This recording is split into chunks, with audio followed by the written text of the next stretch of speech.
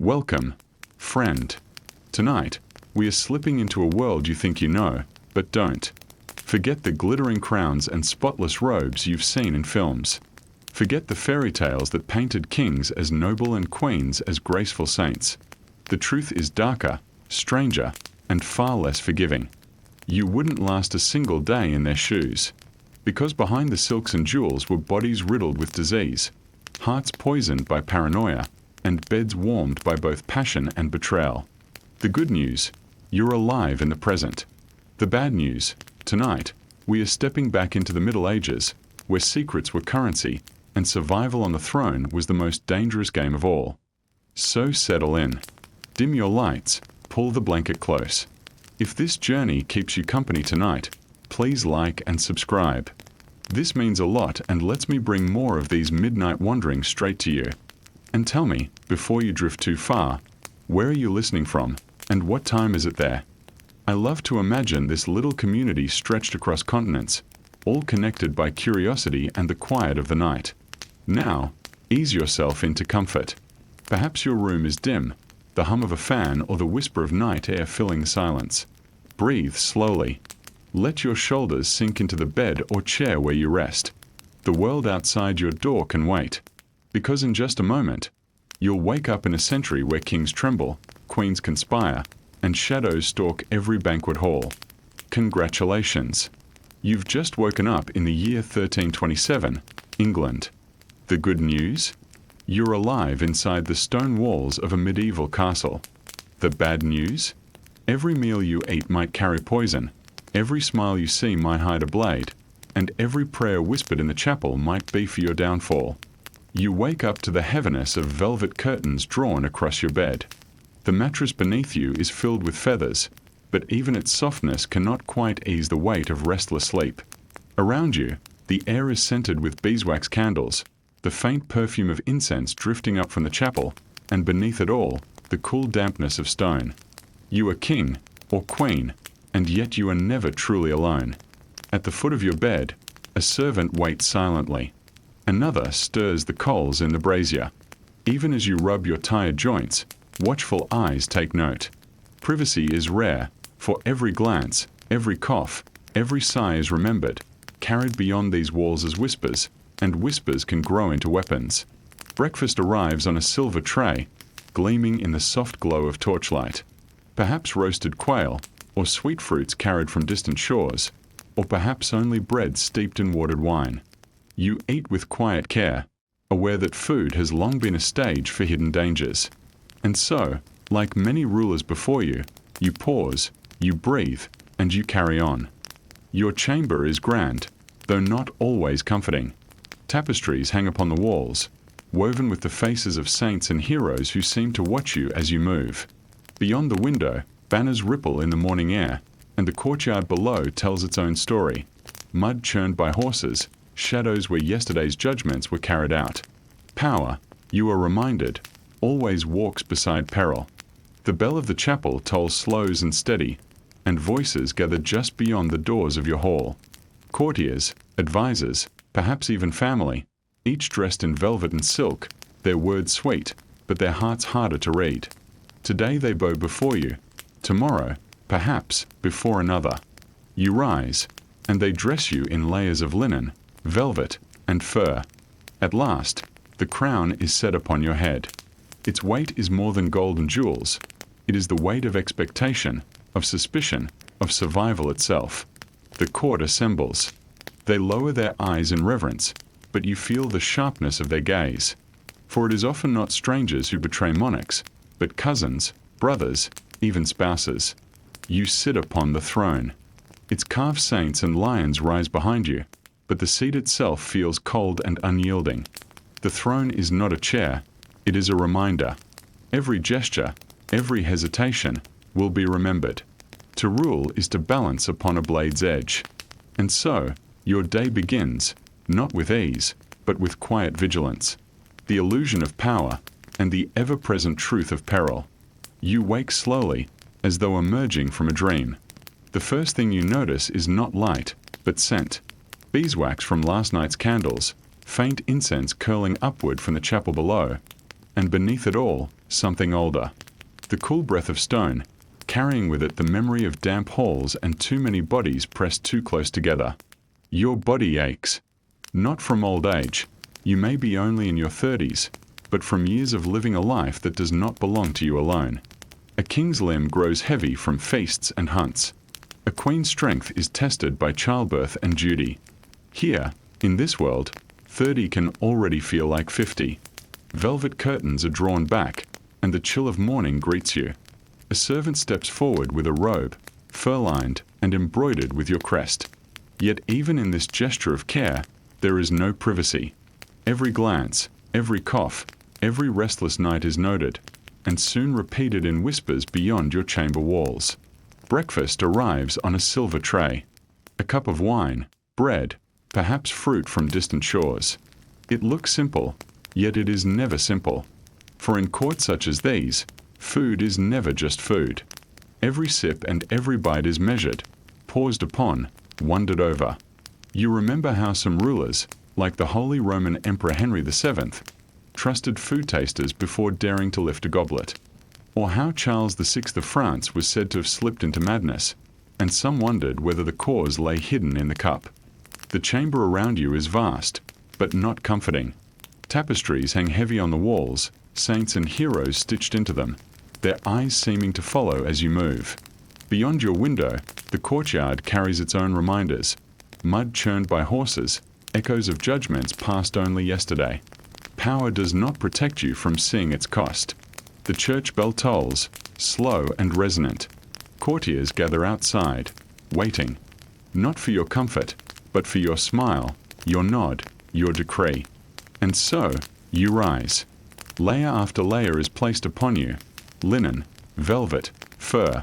At last, the crown is set upon your head. Its weight is more than gold, it is expectation itself. When you step into the hall, the courtiers bow. Jewels sparkle, robes sweep the floor. And still, behind lowered eyes, you feel their gaze sharpen. Which cousin dreams of your throne? Which ally carries a secret letter to your enemies? The throne awaits you. Carved lions and saints stand tall behind it, yet the seat itself feels cold, unyielding. It is not a chair, it is a reminder that every word you speak may ripple into rebellion, that every silence may be taken as weakness. And so the day begins, not with freedom, not with peace, but with performance and with watchfulness. This is the life of a monarch, not luxury, but survival. You wake again, this time, not into the chamber of ritual, but into the corridors of secrets. For beneath the crown, shadows always linger. There was Edward II of England, undone not by distant enemies, but by his own queen, Isabella of France, and her companion, Roger Mortimer. She, remembered as the she-wolf, plotted against her king.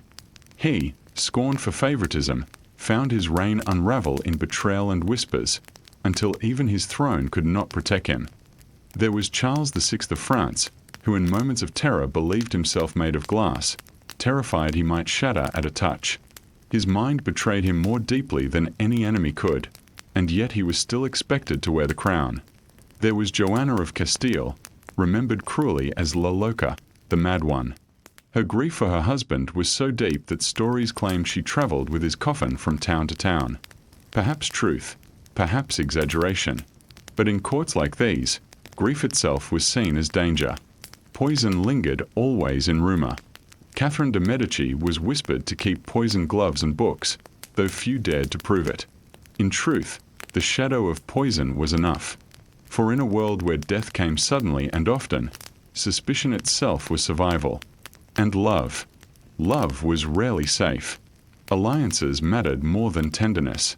Henry VIII, though later, only embodied what had long been true. Marriages were contracts, and if love faltered, the outcome was often blood. Even the family was in peril. Brothers turned against brothers. Sons against fathers. Wives against husbands.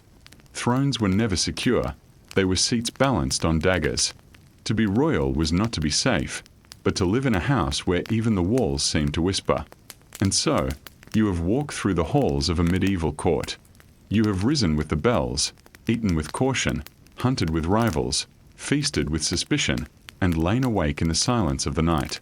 You have seen how jewels masked fear, how laughter hid betrayal, how even the crown was heavy with secrets. Take a breath. Let the weight of centuries rest lightly upon you. The monarchs of the Middle Ages remind us that even those draped in gold shared the same fears we know today, of trust, of betrayal, of tomorrow's uncertainty. Their crowns glittered. Their halls echoed with music. Yet their nights, like ours, were filled with restless silence.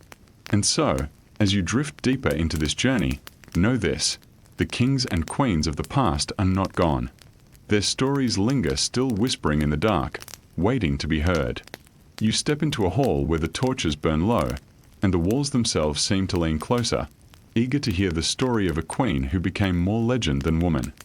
Eleanor of Aquitaine, heiress at 12, Queen of France at 15, Queen of England before she was 30, a woman who carried 2 crowns and bore 10 children, shaping Europe with her bloodline alone.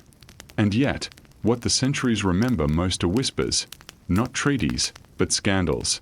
Her first husband, Louis VII of France, was pious to the point of severity. Raised in a monastery, he seemed more monk than monarch. Chroniclers remarked on his frosty demeanor, his disinterest in the very duties of marriage that a dynasty required. To Eleanor, lively, witty, ambitious, this coldness was more prison than partnership. She would later complain that she had married a monk, not a king. The gulf between them widened on the Second Crusade. Imagine yourself walking through Antioch, the air thick with spice and smoke, soldiers restless, banners snapping in the desert wind. Eleanor, bold and radiant, traveled with the crusading army. But instead of standing meekly behind Louis, she sought counsel and conversation with her uncle, Raymond of Antioch, a man closer to her in spirit and wit. Whispers began. Too many evenings spent in his halls. Too much laughter between them. Chroniclers like William of Tyre noted the scandal. Some even accused her of an affair. The gossip grew sharper, that she and Raymond were lovers, that their intimacy betrayed both her husband and her God. Others went further still, inventing fantastical stories of her liaisons with Eastern princes or even the great Saladin himself, though he was a boy at the time. Were any of these rumors true? Modern historians largely dismiss them. But in courts where perception was power, the damage was already done. Louis was humiliated, and the marriage cracked beyond repair. Their union was annulled in 1152. Officially on the grounds of consanguinity, they were too closely related. But everyone knew that was a fig leaf. Just 8 weeks later, Eleanor remarried, this time to Henry, Duke of Normandy, soon to become Henry II of England. If Louis had been too cold, Henry was too hot, restless, driven, and famously unfaithful. Together they would forge the Angevin Empire, stretching from Scotland to the Pyrenees. Yet their marriage, too, would be consumed by passion and rebellion. Eleanor bore him sons, Richard, Geoffrey, John, sons who would one day tear the realm apart. And when those sons rebelled against Henry in 1173, Eleanor supported them. Chroniclers condemned her as a second Jezebel, a wife who had turned against her lord. For 16 years, Henry kept her imprisoned in various castles. And still, the rumors clung to her. Troubadours sang of her as patroness and lover, their verses painting her both as muse and as temptress. Some claimed she poisoned Henry's mistress, the fair Rosamund Clifford. Others liken her to Melusine, the serpent woman of folklore, suggesting she came from a lineage touched by the devil. By the time she grew old and retired to Fontevraud Abbey, her reputation had become an embroidery of fact, rumor, and outright invention. Yet step closer to her effigy, the serene stone figure lying with a psalter open in her hands, and you sense another truth. Eleanor's power unsettled men. She was too wealthy, too intelligent, too free-spirited to be contained. And so her life was retold not only as politics and patronage, but as scandal. Affairs real or imagined, loves whispered or exaggerated, became the language by which others tried to reduce her. Still, Eleanor endured. She outlived 2 husbands, buried many of her children, and died at 82. an extraordinary age for the 12th century. In the stillness of her abbey tomb, she remains poised, eyes lowered to her book, as though at last writing her own story rather than being written by others. Her rumoured affairs, whether truth or tale, remind you of something deeper, that love in a royal court was never private. It was always political. And in Eleanor's case, it was always dangerous. You find yourself moving forward through the centuries, past the troubadours and banners of Eleanor's world, into the heavy silence of Westminster in the 15th century. The stone is the same, the torches burn the same, but the air carries a different weight. Here, the whispers are not about a queen who was too powerful, but about one who was watched too closely. Her name is Catherine of Valois. Born in Paris in 1401, she was the daughter of Charles VI of France, the king remembered as Charles the Mad, and his Bavarian queen, Isabeau. Her childhood was coloured by shadows, a father who slipped into terrifying spells of madness, a mother accused of political treachery, and a court that seemed always on the edge of collapse. Catherine grew up in the margins, almost invisible in the great game of dynasties. And then, one summer morning in 1420, everything changed. The Treaty of Troyes sealed her fate. It promised that she would marry the young conqueror Henry V of England, the warrior king who had shattered French armies at Agincourt. Their union was designed to bind France and England, to cement Henry's claim to the French throne. Catherine became the bride of Europe's most celebrated king. Their wedding at Troyes was magnificent, and the people cheered. For a moment, Catherine's life seemed like a fairy tale, a beautiful young princess, married to a hero, crowned as queen. She gave birth to a son, Henry VI, in 1421, a child destined, so it seemed, to unite two kingdoms under one crown. But the fairy tale was brief. Henry V died the next year, struck down by dysentery while campaigning in France. He was only 36. Catherine was left a widow at 21, with an infant son who now carried two crowns on his tiny head. And suddenly, the court began to look at her differently. A young, beautiful, foreign queen. Rich, fertile, and politically dangerous. If she remarried, her new husband could claim power over her son's throne. Parliament moved quickly. Laws were passed forbidding her to marry without the king's consent. But her son was still a child. In effect, Catherine was trapped in a kind of gilded widowhood. For a while, she faded into the background. She carried her baby at ceremonies, walked in processions, played the role of dutiful mother. But behind the walls of Windsor and later Wallingford Castle, she was lonely. And loneliness has a way of bending rules. In the stillness of her household, Catherine's eyes fell on a man named Owen Tudor. He was no prince, no duke, a Welshman, a soldier of humble birth, who had fought bravely at Agincourt and later served in Catherine's household, some say as keeper of her wardrobe. Imagine the small gestures, a cloak being adjusted across her shoulders, a cup placed quietly at her side, hands brushing for the briefest moment, a look exchanged when no one else was watching too closely. From such small beginnings, a secret grew. No chronicler can tell us exactly how it began. Some claim Catherine was rumoured first to be in love with Edmund Beaufort, a powerful noble, and that the scandal of it drove her into Owen's arms as a safer choice. Others say there was no grand strategy, only the quiet pull of affection between two people who found solace in each other's company. Whatever the truth, Catherine and Owen defied the law, and perhaps common sense, by falling deeply, dangerously in love. She bore him children. Edmund Tudor, Jasper Tudor, Edward Tudor, sons who were not princes, yet carried royal blood. Their union was never publicly celebrated, never sung in ballads, yet it remade England's destiny. For from their line would come Henry VII, the founder of the Tudor dynasty. But while their descendants wore crowns, Catherine herself paid dearly. Her health failed. By 1436 she was gravely ill, heavily pregnant once again. She entered Bermondsey Abbey, writing of a long, grievous malady that had troubled her for years. There she gave birth to a daughter, who died shortly after. Days later, Catherine herself was gone, dead at only 35. The scandal of her life did not rest quietly. Her body was buried in Westminster Abbey, but centuries later, When her coffin was disturbed during renovations, her remains became a macabre curiosity. 4 generations, visitors came to view her corpse, and the diarist Samuel Pepys wrote of kissing her lips on his birthday in 1669. It is a strange afterlife for a woman who had once been Queen of England, widow of a hero, and mother of a dynasty. But when you linger in the silence of Bermondsey, you understand something deeper.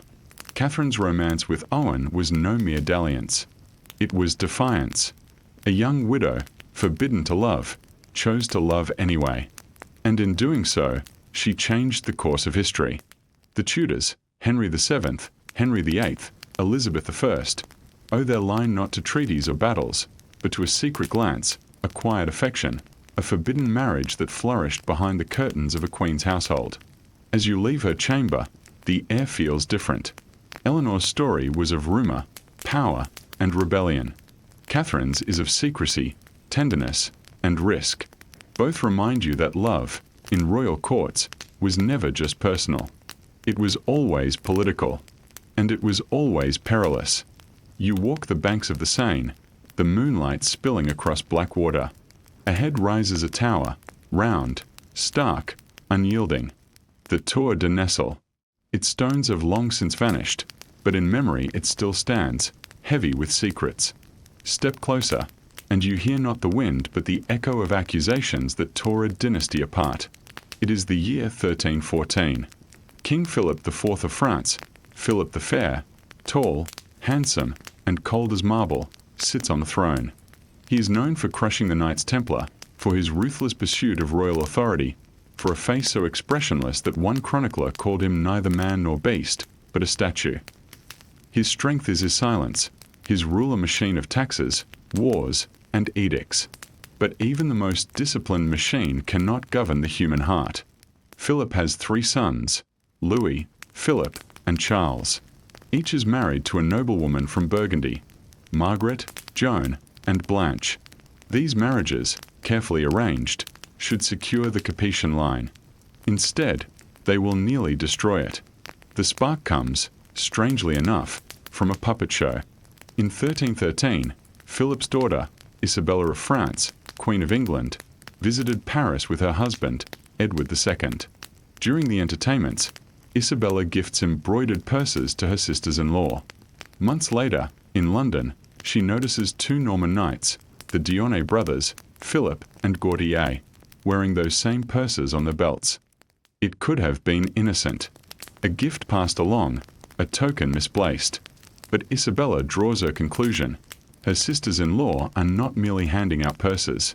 They are handing them out themselves. She tells her father. Surveillance begins. The knights are watched, the princesses observed. Soon, reports reach the king. Meetings in the Tour de Nesle, laughter echoing late into the night, wine flowing, hair unbound. The accusations harden.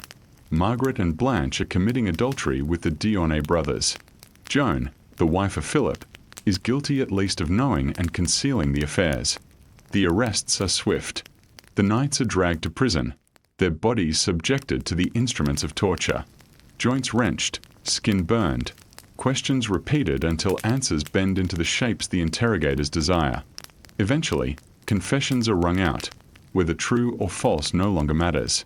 Under the logic of the age, confession is proof enough. Their punishment is savage. Some chronicles say they were flayed alive, their flesh torn before their execution. Others say their genitals were cut off, their bodies broken, then decapitated. Their remains displayed, their shame made into public spectacle. The princesses fare only slightly better. Their heads are shaved, their royal silk stripped away. Margaret and Blanche are sentenced to life imprisonment in the grim fortress of Chateau Galad. Joan, shielded by her husband Philip's loyalty, is confined under gentler terms and eventually restored to favor. The scandal explodes through Europe. Adultery at any court was sin enough, but here it struck at the very heart of succession. If the wives of the king's sons had lain with other men, how could anyone trust that the children they bore were of royal blood? The purity of the Capetian line itself was cast into doubt. Margaret's story ends swiftly. When her husband Louis becomes king in November 1314, she is already imprisoned. By the spring of 1315, she is dead, officially of illness, though many believe she was strangled in secret, a murder disguised as mercy. Louis remarries within days. Blanche lingers longer. After years in confinement, her marriage to Charles is annulled. She disappears into a convent, her life reduced to obscurity, her fate a footnote. Only Joan survives the scandal intact. When her husband ascends the throne as Philip V, she becomes Queen of France, her complicity forgotten, or at least forgiven. But the dynasty itself does not recover. Within a decade, all three brothers are dead, each leaving no surviving male heir. The direct Capetian line collapses. The throne passes to Philip of Valois, sparking disputes over succession that will help ignite the 100 Years' War. All from a scandal that began with a purse. You stand again at the banks of the Seine, listening to the current. It is strange to think how small objects, a gift of silk, an embroidered bag, can unravel empires. But perhaps it was never about the purses at all. Perhaps it was about the fragility of a dynasty already stretched thin, a father's icy rule that left little warmth for his sons' households, a court so tightly wound that desire had nowhere to go but underground. The Tour de Nesle affair lives on in plays and novels. Alexandre Dumas made it a bloody melodrama, Maurice Drouin a dark epic. But beneath the exaggeration, the bones of the story remain the same. A royal scandal where intimacy collided with politics, and politics demanded blood. Eleanor, Catherine, Margaret, Blanche, queens and princesses, each remembered as much for scandal as for sovereignty. Their stories differ. Eleanor's loves, real or imagined, were weapons in political struggles. Catherine's secret marriage was tenderness smuggled through the cracks of law. The Nesle princesses were destroyed by accusations that may have been true, or may have been convenient. But the pattern is the same. Love, in the medieval palace, was never safe. It could inspire poetry, rebellions, dynasties. It could also bring imprisonment, disgrace, and death. You leave the chamber with the sense that these women, long gone, still linger in the air of Europe's castles. Their laughter in Antioch, their whispers at Windsor, their silks brushing against stone stairs in Paris. Scandal has a way of surviving, long after crowns have turned to dust. And as you settle back into the quiet of the night, you realize, perhaps what terrified kings most was not armies or famines or even plague. Perhaps it was love itself, wild, ungovernable, and impossible to contain within laws or crowns. The corridors are quieter now, as if the castle itself has learned to hold its breath. You move past chambers where daylight once spilled in and find the rooms that belong to evening. Small, guarded, furnished with heavy chairs and heavier silences. This is where power slips its armor and shows its bruises. This is where the story of Edward II unfolds, not as a neat account, but as a series of rooms you must pass through, each one dimmer than the last. You begin in the shadow of his father. Edward I, hammer of rebels, a king who made obedience feel like weather, inescapable, taken for granted, feared only when it turned violent. He left his son a country drilled by campaigns and debt, crowned with quarrels, and crisscrossed by lords who knew their own strength. Into this inheritance stepped Edward II, affectionate by nature, prone to impulse, insistently human in a court that expected granite. The earliest room is bright and already crowded with resentment. Edward lifts up those whom the great barons cannot abide. Piers Gaveston, adored companion, showered with offices and jewels that belonged, in the old arithmetic, to earls with longer pedigrees and colder hearts. You can hear the scraping of pens as the lords draft the ordinances of 1311, attempting to chain the king's choices with clauses and banishments. No Gaveston, no largesse without leave, no crown that forgets it is fenced. Edward signs and then unties the knot in secret, recalling the man whose laughter made the throne feel briefly like a seat and not a seatbelt. What follows is a rhythm you will recognize across centuries. The crown offends the proud conspire. The favorite is seized between two hard sentences, one written law, the other unwritten rage. Gaveston's end in 1312 is not a trial so much as a conclusion. His body lies in the road like an exclamation carved in flesh. The king's grief becomes a kind of weather of its own, sour, personal, and long. The next room opens into failure of a broader kind. The banners stream north, the horses clatter. The English king rides to meet a man Scotland has already begun to name Robert the Bruce with the hush of respect reserved for inevitable things. Bannockburn in 1314 is not merely defeat. It is the scar that tells London who is master of which hills. The army breaks, and with it breaks the argument that you must be Edward-esque kind of king to be a king at all. You can feel the factions shift in the air. Thomas of Lancaster, cousin and critic, gathers authority like a cloak. Others follow out of conviction or convenience. Moderation briefly tries to broker a peace that will not be kept. Into this shuffle step new companions, the Despensers, father and son, filling, perhaps, the human-shaped space that grief left at the king's side and filling, certainly, the ledger with royal favour.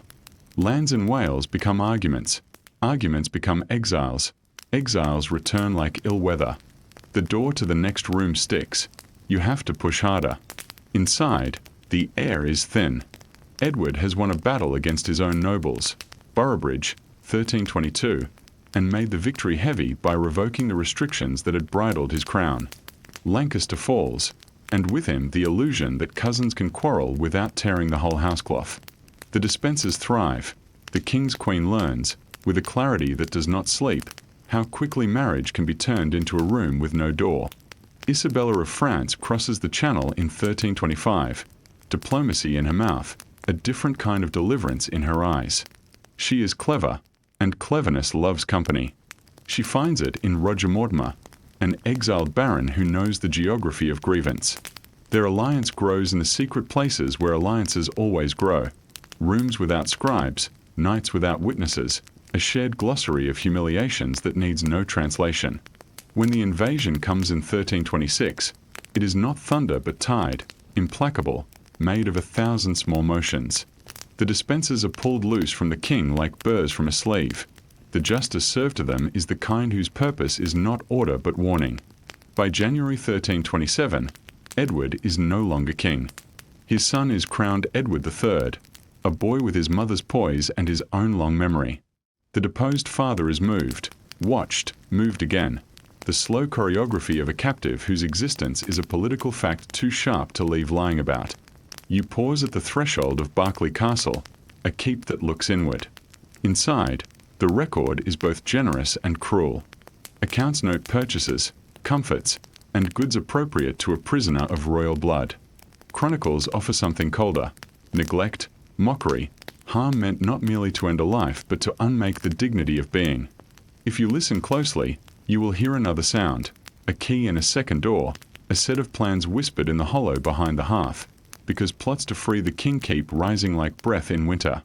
One even breaks into the inner prison. Each failure tightens the rope of vigilance a little more. Then, on September 21st, 1327, a message arrives in the morning. The former king is dead. The notice is timely, as politics counts time. It erases a dozen problems with a single line. Their names that cling to the report like burrs: Maltravers, Thomas Gurney, lesser men who later flee, or are hunted, or are made to carry blame the way oxen carry a yoke. The cause is not officially stated in daylight. In the alleys, rumour purchases crimson and grows shameless. A murder so intimate and obscene that it would be remembered more for its ugliness than for any proof it could carry. You stand very still and let the noise fall away. Some historians will tell you that Edward died by command. Others will suggest illness, heartbreak, or a death made natural by unnatural confinement. A few will keep open the door that insists his death was staged, that he lived on in obscurity until a later year, a ghost that found a body. The truth serves no faction perfectly, which is often a sign that the truth resists neatness. What you can say is this: his death simplified the arithmetic for those who held power. And simplification is a motive as old as the rule. The room that follows is unexpectedly bright. It is a tomb, and it draws pilgrims the way a hearth draws cold hands. The community that keeps the shrine is practical. Devotion is good for roofs and music and mortars. Miracles are recorded with the same careful ink that tallies donations. In time, a king with a taste for memory, Richard II, will tilt the lantern of sanctity toward Edward's effigy and ask the church to crown his story with a halo. The halo does not take. The stone endures. A coffin will be opened centuries later, and men in another age will peer in as if the dead can be helpful if only they are polite. You leave Edward's room slowly. If you learned anything here, it is not a single cause or single villain. It is the sense of how kingship can collapse when the man in the crown needs warmth and finds only arithmetic, how favorites become the surface on which the kingdom writes its anger, how a queen can become a knife without drawing one. Most of all, you learn how a death can be both obvious and unknowable, and how mystery itself, if it is useful, can be curated like a relic. The torch you carry gutters once, then steadies. There are other staircases to take tonight, and other doors that open toward the same conclusion, that power is a game played on a board where the pieces breathe and bleed, and where the rules are rewritten every time someone wins. The staircase turns, and London rises to meet you. The river is nearer. The air is thick with hearth smoke and wet stone. At the center of the city sits a fortress that has learned many languages: palace, prison, treasury, menagerie, scaffold, whisper. The Tower of London holds its own seasons, and the summer of 1483 is one of them, bright at noon, troubled by dusk. Begin with the thicket called the Wars of the Roses, roses only in heraldry, thorns in every other sense. The House of York has the crown in the hands of Edward IV, a king as formidable in charm as he is in war.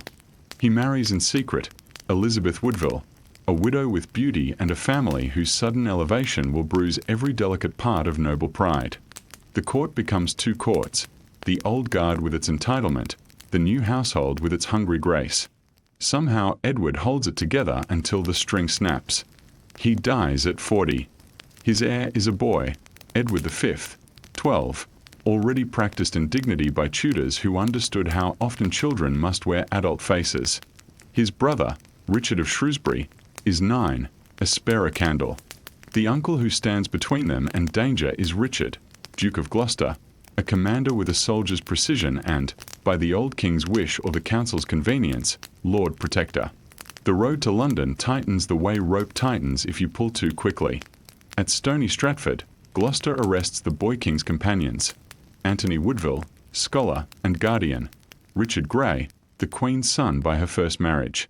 The gesture is framed as prudence: remove dangerous counsellors, smooth the path to a coronation untainted by faction. But the river under the bridge has other currents. The men are taken north and later beheaded. The boy continues south, still a king, but now a king whose company has been chosen for him. The Tower receives him as tradition demands. Monarchs lodge there before their crowning, and tradition can be the gentlest mask for necessity. His brother is brought from the sanctuary of Westminster to join him. There is a date for a coronation, and then another, and then none. London has a way of hearing news before the crier shouts it. Murmurs gather like swifts under the eaves. The boys are seen less. A physician comes more. An Italian visitor, Dominic Mancini, writes with the tact of a man who knows that paper can be dangerous. The elder child confesses daily, as if practicing for a death that churchmen prescribe and politicians prefer not to mention. And then the world tilts. Sermons declare that Edward IV was not free to marry their mother. A precontract is produced like a card saved for exactly this game.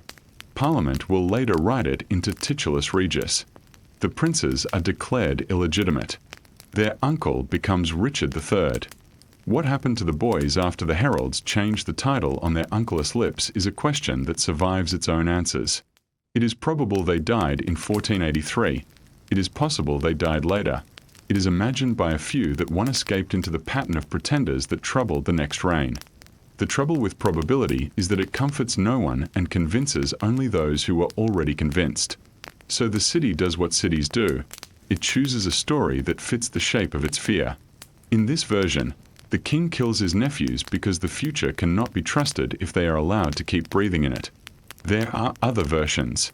Buckingham, the ally who becomes a rebel, has appetite, access, and perhaps the initiative.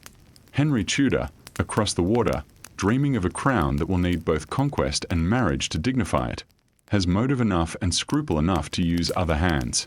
Even Elizabeth Woodville, who knows the perils of a rival claimant better than any woman alive, looks guilty to those who think motherhood can be turned to stone by calculation. Lady Margaret Beaufort appears in some imaginations as an architect of eventuality, her piety clipped like hedges into designs the eye admires before it suspects the labor they required. Evidence, like the boys themselves, is rarely seen and often spoken about. In 1674, workmen find a box of bones under a staircase, 2 small skeletons, and London inhales sharply. 2 centuries later, the bones are examined and declared likely the prince's. Likely is a careful word, the kind that schools children to wait. Scientists in our own age ask for DNA and are told what history often tells those who hope. Perhaps, not yet, not now. Meanwhile, the king, whose name threads every suspicion, passes through his own tunnel of time. In 2012, another set of bones was raised from a layer of modernity, a parking lot, and under them lies Richard III. The curve of the spine, the wounds of battle, the feet of a man who ruled briefly and died savagely at Bosworth. Some see in science a chance to soften his story. Others say character does not sit in calcium, and guilt is the color a rain slowly takes under certain light. You step back from the case and feel the room breathe. The prince's fate survives because it lives at the intersection of 3 permanent subjects: ambition, innocence, and the uses of rumor. It tells a city how quickly childhood is converted into currency. It tells a dynasty how dearly it will pay for adults who cannot stop counting. It tells listeners why bedtime stories sometimes need shadows to keep them honest. If there was a crime, it was not only the killing of boys, it was the transformation of boys into solutions. Pause here. The tower at night is not cruel. It is attentive. Stones that have housed lions and relics and frightened messengers do not need your verdict. They invite your patience. If you rest your hand on the rail and look into the well of the stairs, you will see how darkness teaches depth without demanding despair. We go down to come up elsewhere. The princes, whoever killed them or guarded them or failed them, have become a lesson that says what every state hopes not to hear, that there are problems only mercy can solve, and mercy is inconvenient. The forest is hushed. You walk beneath the Pillies Mountains of Hungary, where the autumn light turns gold across the canopy and the undergrowth whispers with deer. The year is 1213. Somewhere in these woods, nobles gather not with hounds and horns, but with steel wrapped in silence. A royal hunt has been proclaimed, but it is not stags they mean to strike. Their prey is a queen. Her name is Gertrude of Morania. Born into the powerful house of Andex, she came from the slopes of the Adriatic coast, daughter of Duke Berthold IV of Morania and Agnes of Rochlitz. She was raised in the world of German principalities, where dynasties measured power in castles and abbeys, in sisters married to emperors and brothers appointed as bishops. She was not just a princess, but part of a family whose reach touched half the empire. Her marriage brought her into Hungary, binding her to Andrew II, a younger son of King Bela III. It was not a kingdom of ease. Hungary at the turn of the 13th century was a land of tensions, between native lords who prized their autonomy and foreign courtiers who seemed to drink too heavily from the king's cup, between old traditions of nobility and the new practices of royal favor that could elevate strangers overnight. When Andrew ascended the throne in 1205, Gertrude's place was not passive. She was young, but sources describe her as active, confident, politically alert. When her husband marched to campaigns in Galicia or against nomadic humans, she ruled as regent. She signed charters. She presided over lawsuits. She carried the royal seal, the small circle of metal that meant a monarch's word even when the monarch was far away. For some, this was a sign of competence. For others, it was galling, a German woman acting in the stead of a Magyar king. It was not merely her authority, but how she used it. Chroniclers speak of her favoritism toward her German relatives. Her brothers arrived in Hungary and were showered with positions, lands, and revenues. Berthold, one of her brothers, was made Archbishop of Kalocsa. Another received military titles. To the Magyar lords, these grants were theft. Ancient estates that should have nourished their own sons passed instead into foreign hands. And then there was the rumor, the sort of story that, true or false, grows teeth in the mouths of enemies. According to later accounts, Gertrude's brother Berthold assaulted the wife of Bank Barcalen, a powerful lord. The dishonor of such an act, whether legend or fact, could not be tolerated. It gave the lords not only a grievance but a justification. Revenge was not only political, it was now personal, wrapped in the language of honor and outrage. You stand among them in imagination, Hungarian barons whose faces are weathered like their stone halls, whose pride has been bruised by watching foreigners ride their horses, collect their taxes, embrace their king. The queen, in their eyes, is not merely a consort. She is the gate through which foreign domination pours. Close the gate, by steel, if necessary, and the kingdom is restored. The day chosen is bright with ritual. The king is away on campaign. The queen, with her escort, rides into the Pillies hills for a hunt. Horses paw the earth, falcons hooded and restless on the arms of handlers. Among the company is not only Gertrude but also her brother Berthold and Leopold VI, Duke of Austria, kin through the great networks of European nobility. To all appearances, it is a day of noble sport. But the forest has two faces, one for laughter and one for conspiracy. At some point, perhaps while tents were being pitched, perhaps while venison was being dressed, a group of lords moves. They are led, chroniclers say, by Peter, son of Tor, once a confidant of the queen, now her betrayer. With him are the brothers Simon and Michael Caxix, and other companions who see in her death both vengeance and opportunity. The attack is sudden. Swords cut not beasts but attendants. The queen is seized. We do not know her final words.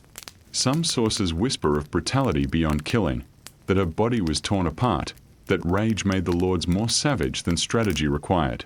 Others, more restrained, simply record that she was slain in her tent while the mountains kept their silence. Her brother Berthold is wounded but escapes, as does Leopold of Austria.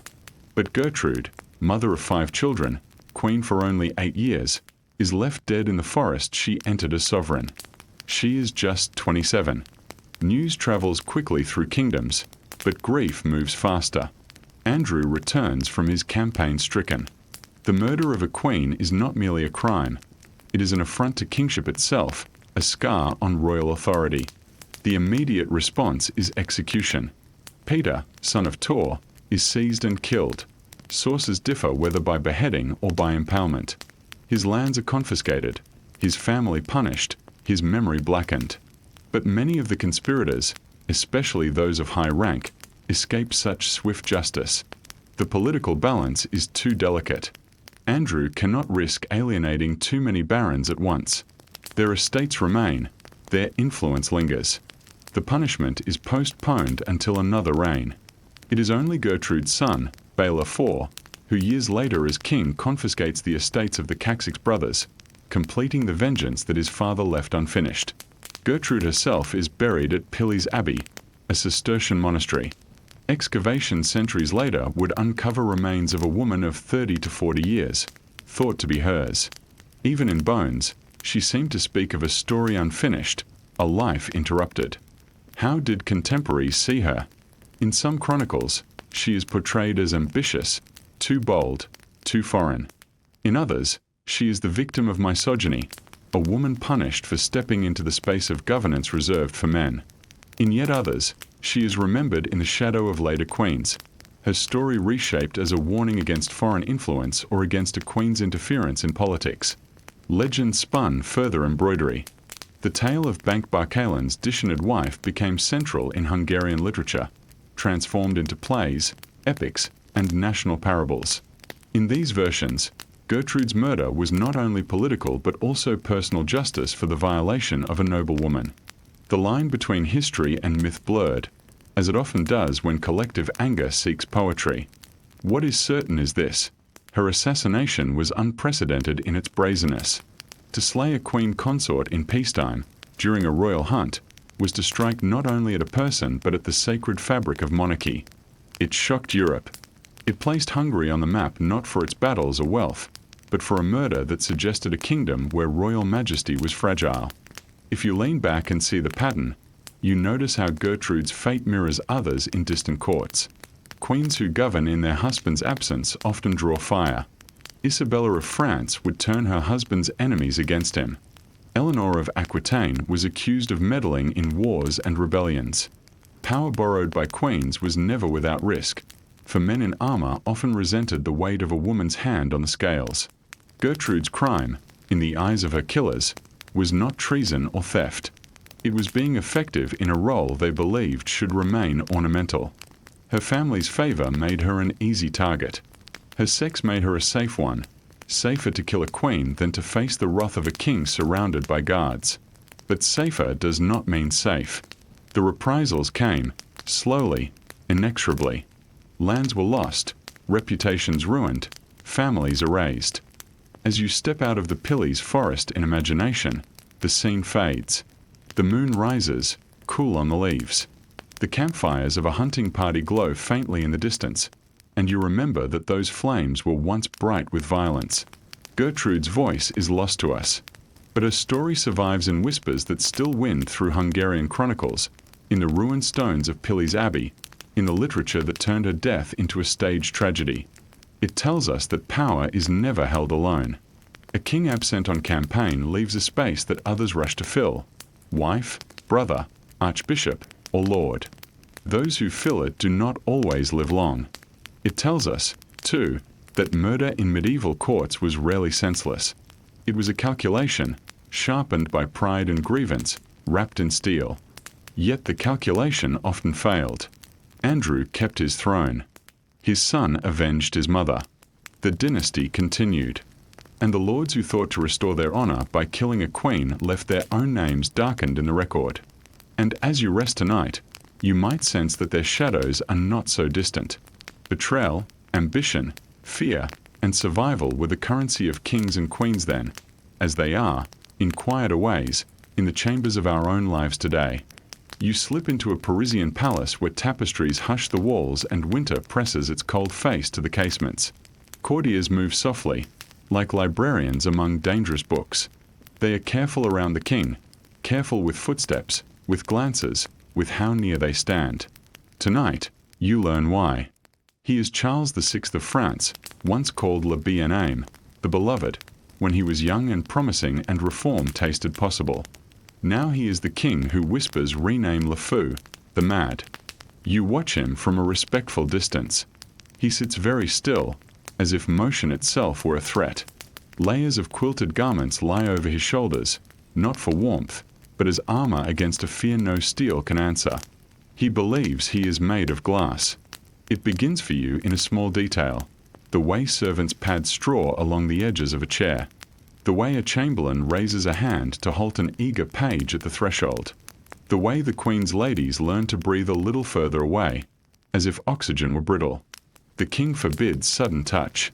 He asks for reinforced clothing. He avoids door frames, corners, clumsy elbows. Glass shatters not from malice but from accident, and accident is everywhere. This delusion does not arrive alone. Years earlier, 1392 split his life. A hot day. A mission against a rebellious vassal. On the road, a madman bursts forward, howling that treachery surrounds the king. Panic flowers in soldiers like fire in dry heather. Charles turns on his own men and cuts them down. 4 knights dead before the frenzy breaks. The court will call it an access of madness. You hear, beneath the phrase, the grinding of something cracked. The next year brings the Bal des Ardents, a masquerade meant for mischief, not doom. 6 men, costumed as wild men, dance in pitch-soaked rags. A torch kisses a sleeve. Flame runs like a rumor. Screams and smoke bloom in the hall. One survives by the quick thinking of a woman who smothers him beneath her skirts. Another is the king. There are casualties you can count and others you can only feel. The king's trust in safety itself thins to a film. After that, episodes come and go like bad weather. Stretches of clarity with councils and paperwork and the serious murmur of governance. Then fogs, paranoia, rages, blanks, tears. Sometimes he forgets his own name and flees from queens and princes as if they were strangers. At his worst, he believes he is glass through and through, a transparency on the throne. You walk the edge of the room and think about how this fear makes a terrible kind of sense in a palace. A king is looked through every hour of his day, examined from all angles, held up to light he cannot control. He is told he must be both invisible and indestructible. What if his body learned the lesson too well? What if the mind, trying to protect the self from all those eyes, decided, I am glass, don't touch, don't crowd, don't jar me into shards. Doctors, learned men with Latin in their mouths, name it melancholy, imbalance, vapors. Some attempt craftier therapies. One physician, with the calm cruelty of his trade, has a straw pallet set alight and bars the door. The king, who has kept himself rigid for fear of shattering, hammers the wood with both fists, shouting to be saved. When the door opens, the doctor points with gentle logic. You moved. You did not break. The cure, if it works, is temporary. Fear, like winter, returns. You notice another truth. Charles is not a fool. He can be luminous in conversation during his lucid days, judicious, pious, even charming. The glass delusion does not erase intellect. It wraps it. Scholars later will compare him to others afflicted. Princesses who edge sideways through doors, scholars who fear their skulls are vessels, nobles who cushion their buttocks lest they crack. The theme underneath is not absurdity, but fragility named aloud in a culture that forbids kings to confess it. Meanwhile, governance flows around the hollow places. Uncles, brothers, cousins, in-laws, the Armagnacs and the Burgundians play tug-of-war with a crown worn by a man who cannot always feel its weight. France staggers under faction. The English scent opportunity. The Treaty of Troyes will one day try to make a new geometry of France and England because a man on one throne became intermittently absent from himself. You do not blame him. You watch, with the tenderness the story requests, a body doing its best under a weight no body was made to bear. You leave the chamber slowly. Behind you, the king sits very still, not because stillness is noble, but because stillness feels, for now, like safety. You understand. Tonight the lesson is not that rulers are oddities to be mocked. It is that human beings, even when crowned, are still human, and sometimes the mind chooses metaphors to survive. The stones shift beneath your feet from French grey to English ashlar. You pass under arches with unfamiliar coats of arms, lions, not lilies, and the air tastes faintly of wet wool and lawsuits. This corridor has fewer tapestries. It prefers parchments pinned to doors. Names scratched in, fines, scutage, tallage, the long numerators of a reign that counted in coin and casualties. Here rules King John, the youngest son who was not supposed to matter until he did. They called him Lackland when he was small. Later, fate will take the nickname literally. You meet him in a mood that mixes quick cleverness with a narrow heat. He is not a fool. He is a man whose appetites, for control, for money, for victory, run ahead of wisdom. And then look back, impatient, for wisdom to catch up. Begin with betrayal. It colors the walls. He betrays his father, then angles against his brother Richard I. When Richard dies, John slips into the gap with speed that looks like competence until you notice the pale hands under the table. The empire he inherits, the Angevin stretch from Ireland to the Pyrenees, holds together best under pressure. Under John, pressure becomes crack. He chooses to marry Isabella of Angoulême, not merely for beauty or alliance, but in a way that insults a powerful lord already promised her. Feuds ripple outward. Across the Channel, Philip II of France understands balance sheets of power better than most. He tips them with skill. Lands tumble from the map. Normandy, Anjou, much of what made the English crown continental. With each loss, pride and revenue drain together, and a king who feels smaller often tries to loom larger. So he taxes. Not once, not thrice, but persistently, inventively. Scutage, money in place of military service, becomes not an exception but a habit. Amercements swell. Feudal incidents are milked for every drop. Inheritances, marriages, wardships. The kingdom begins to feel like a lemon in a strong hand. It is not money alone that sours his barons. It is the sense that law bends for him and binds them. Justice becomes a private room where enemies do not leave. The case of William de Braose darkens the stairwell. Once favoured, then hunted. His wife and son allegedly starved to death in captivity, an especially intimate cruelty, the kind that makes other lords sleep with swords near their beds. There is Arthur of Brittany, a nephew with a better claim in some eyes, captured, and then vanished into a silence history keeps filled with suspicion. You do not need a verdict to feel the chill. Even the church turns its face away. A quarrel over the Archbishopric of Canterbury escalates into interdict and excommunication. Bells stilled, sacraments withheld, a spiritual siege laid against a man who believed he could outlast God's bureaucracy. In the end, John submits, in the style that looks like strategy. He gives England to the Pope, and receives it back as a vassal, renting his own crown to buy time. Time, he spends as before, on money, on war, on making enemies' choices for them. All roads like this lead to a meadow at Runnymede. June 1215.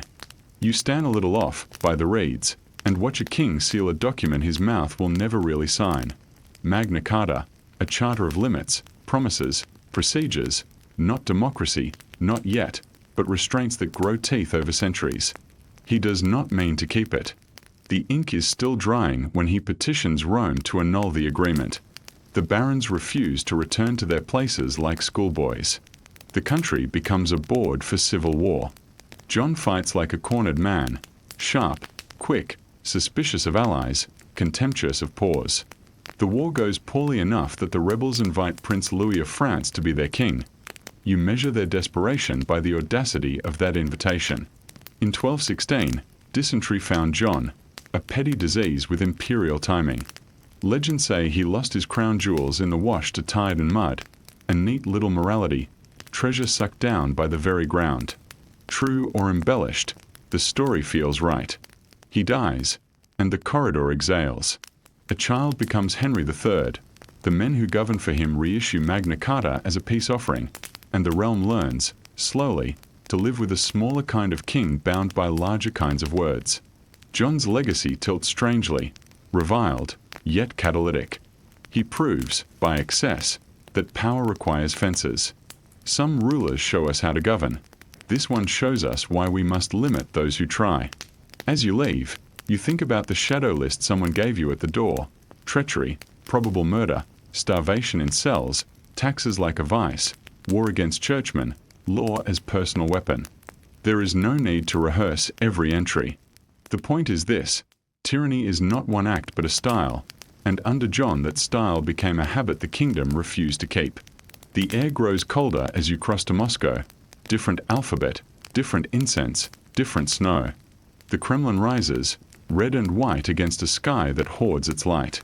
Inside, a boy became a ruler too soon. A ruler became too hard a legend. Ivan IV, first to take the title Tsar of all Russia, waits for you in a hall where icons glow and history smells of smoke. Begin with the child. Orphaned in everything but name, surrounded by boyars who jostled and sneered, he learned two lessons early: the world is unsafe, and power is the only door that locks from the inside. When he grew, he tried reform like a man trying clean water: councils, law codes, new assemblies, the Streltsy to professionalize force. Victories followed. Kazan and Astrakhan fell. The Volga belonged to Moscow. The map widened. So did the space in his mind where enemies hid. The Livonian War opens like a corridor and becomes a maze. At first there is confidence, then reversals, then a steady drain of blood and coin. In 1564, a trusted commander, Prince Andrei Kurbsky, defects to Lithuania, Poland.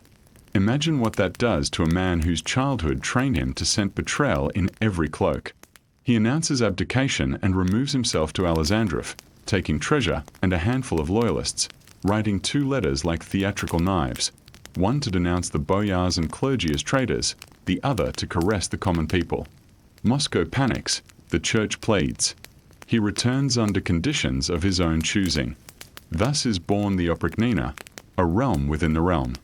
Ivan cuts Russia in two: the Oprichnina, his private domain, stitched together from fat lands, rich towns, strategic roads, and the Zemshina, the rest, left to the old administration.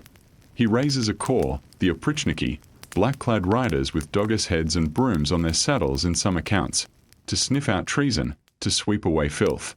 Whether emblem or later embroidery, the images fit. These men answer only to him. What follows is not administration so much as exorcism by terror. Families are uprooted, estates seized, old nobles broken. Executions bloom like frost across winter fields. Public, creative, moralized. A city becomes an example. Novgorod, accused in 1570 of intending treason, meets a Tsar in a mood that mixes liturgy with cruelty.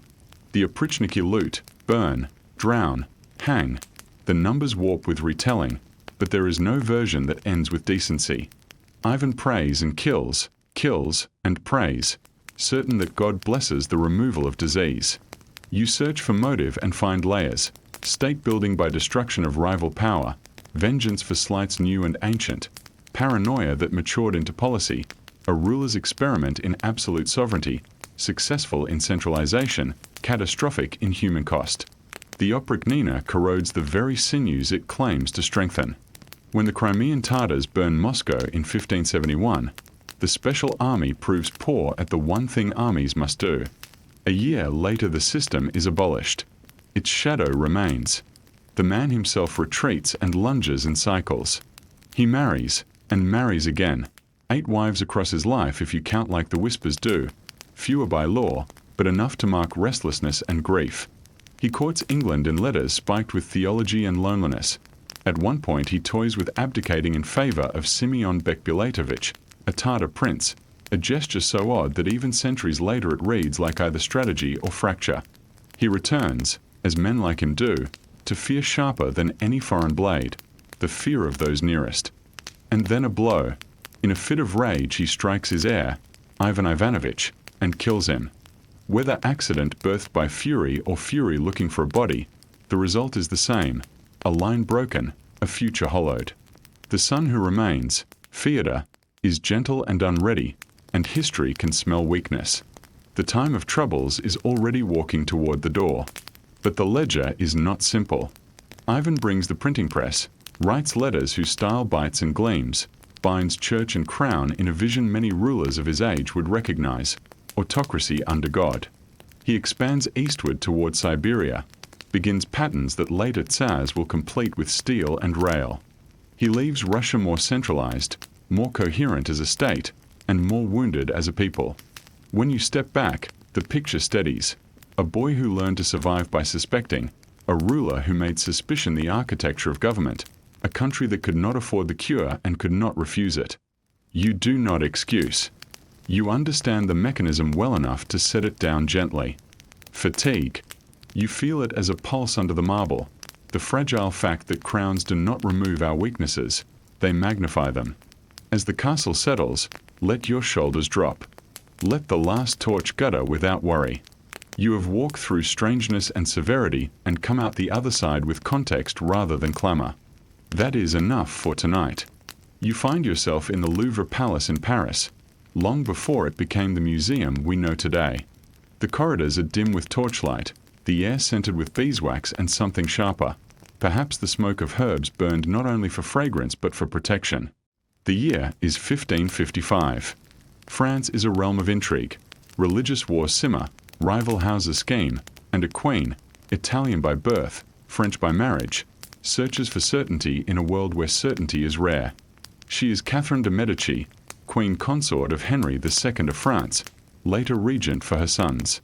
Daughter of Florence, granddaughter of the powerful Medici bankers, she has grown up in a culture where astrology, alchemy, and politics are braided together.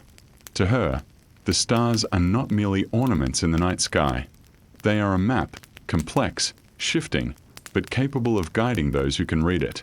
In this moment, Catherine has just read a book that unsettles her, an almanac published by a man named Michel de Nostradame, better known to history as Nostradamus. His verses are cryptic, written in quatrains, heavy with imagery of disaster and revelation. Some see poetry, others see prophecy. Catherine sees something else, a tool. So she summons him. You imagine the scene. Nostradamus, physician and seer, rides to Paris, carrying not only his papers but his reputation. Already, he has published predictions that made readers shiver. Already whispers chase him, that he sees too much, that he courts heresy, that his pen is half ink and half sorcery. When he enters the Louvre, Catherine does not treat him as curiosity. She treats him as a counselor. She asks for horoscopes of her children, boys and girls who will inherit not only thrones but wars. She asks for guidance on fertility, on the timing of births, on the fates of her dynasty. He obliges. His charts are dense with symbols, his words careful enough to flatter yet vague enough to survive contradiction. This is not the only seer in her orbit. She also consults Cosimo Ruggieri, an Italian astrologer and reputed magician, who becomes a favorite at court. Chronicles claim he cast horoscopes, summoned visions, and predicted the queen's own fate. Some say he showed her, in a mirror of black obsidian, the fate of her sons, a line of kings ending too soon. Whether fact or fable, the story clung to her like a perfume she could not wash away. Catherine's reliance on astrologers was more than superstition. It was politics in another register. France in the mid-16th century was a kingdom on the edge of civil war, torn between Catholics and Huguenots, riven by noble rivalries. A queen could not swing a sword herself, but she could wield symbols. To be seen as divinely guided, to be rumored as possessing occult knowledge, gave her both fearsome mystique and subtle authority. Enemies, of course, twisted it against her. Protestant pamphleteers painted her as a witch, a poisoner, a foreign schemer who drenched France in blood. Her consultations with Nostradamus and Ruggieri fed those rumors. If she used astrology to time a coronation, it became evidence that she plotted with demons. If she turned to horoscopes for her children, it was called meddling with fate. Yet beneath the caricature, you glimpse a woman trying to hold a fragile dynasty together with any tool available. Swords in one hand, stars in the other. What did Nostradamus actually give her? He drafted horoscopes, yes. He also dedicated later works to her, seeking her protection. He became a royal servant of sorts, though never entirely domesticated. His prophecies, first published in 1555, would grow to hundreds of verses, vague enough to be reinterpreted endlessly, yet sharp enough to be quoted as if they named specific kings. Catherine's patronage ensured his place, not just as a wandering soothsayer, but as a figure linked forever with French royalty. There is a famous tale, half history, half legend, that he warned of Henry II's death in a jousting accident. In one quatrain, he wrote of a young lion who would pierce the eye of an older in combat. In 1559, Henry II entered a joust against Gabriel de Montgomery. The lance splintered, a shard drove into his eye and skull, and he died in agony.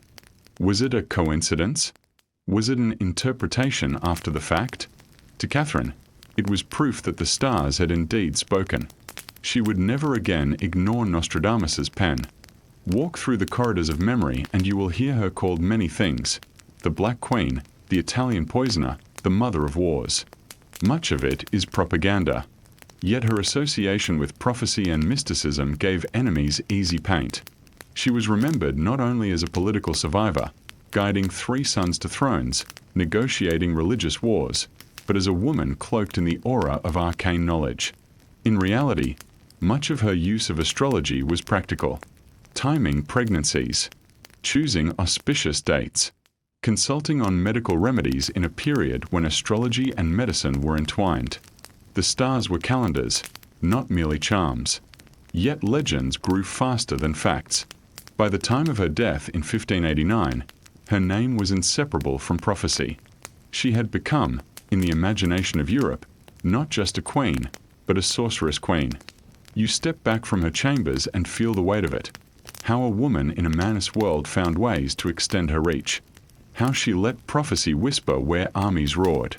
How superstition and strategy blurred until even her friends were unsure where one ended and the other began.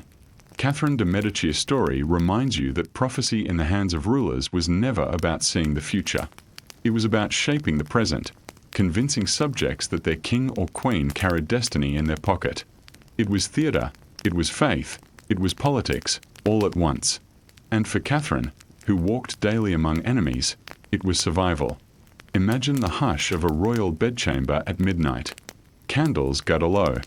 Outside, the city sleeps, But inside, a queen labors. Around her, midwives whisper, courtiers hover, and priests prepare their prayers. Yet there is another presence, intangible but heavy: prophecy. For centuries, royal births were never just biological events. They were cosmic ones. A prince was not only a child but a sign. A daughter not only a girl but an omen of alliance or division. When infants drew their first breath, people asked not only whether they were healthy, but what the stars said about them, what old texts hinted, what seers predicted. Royal nurseries were therefore crowded with unseen voices: the murmurs of Merlin's prophecies, the verses of the Sibyls, the cryptic phrases copied into manuscripts and whispered across courts. Births and deaths of kings were rarely accepted as mere chance. They were written into cosmic scripts long before they happened. One prophecy that echoed loudest was the story of the White King.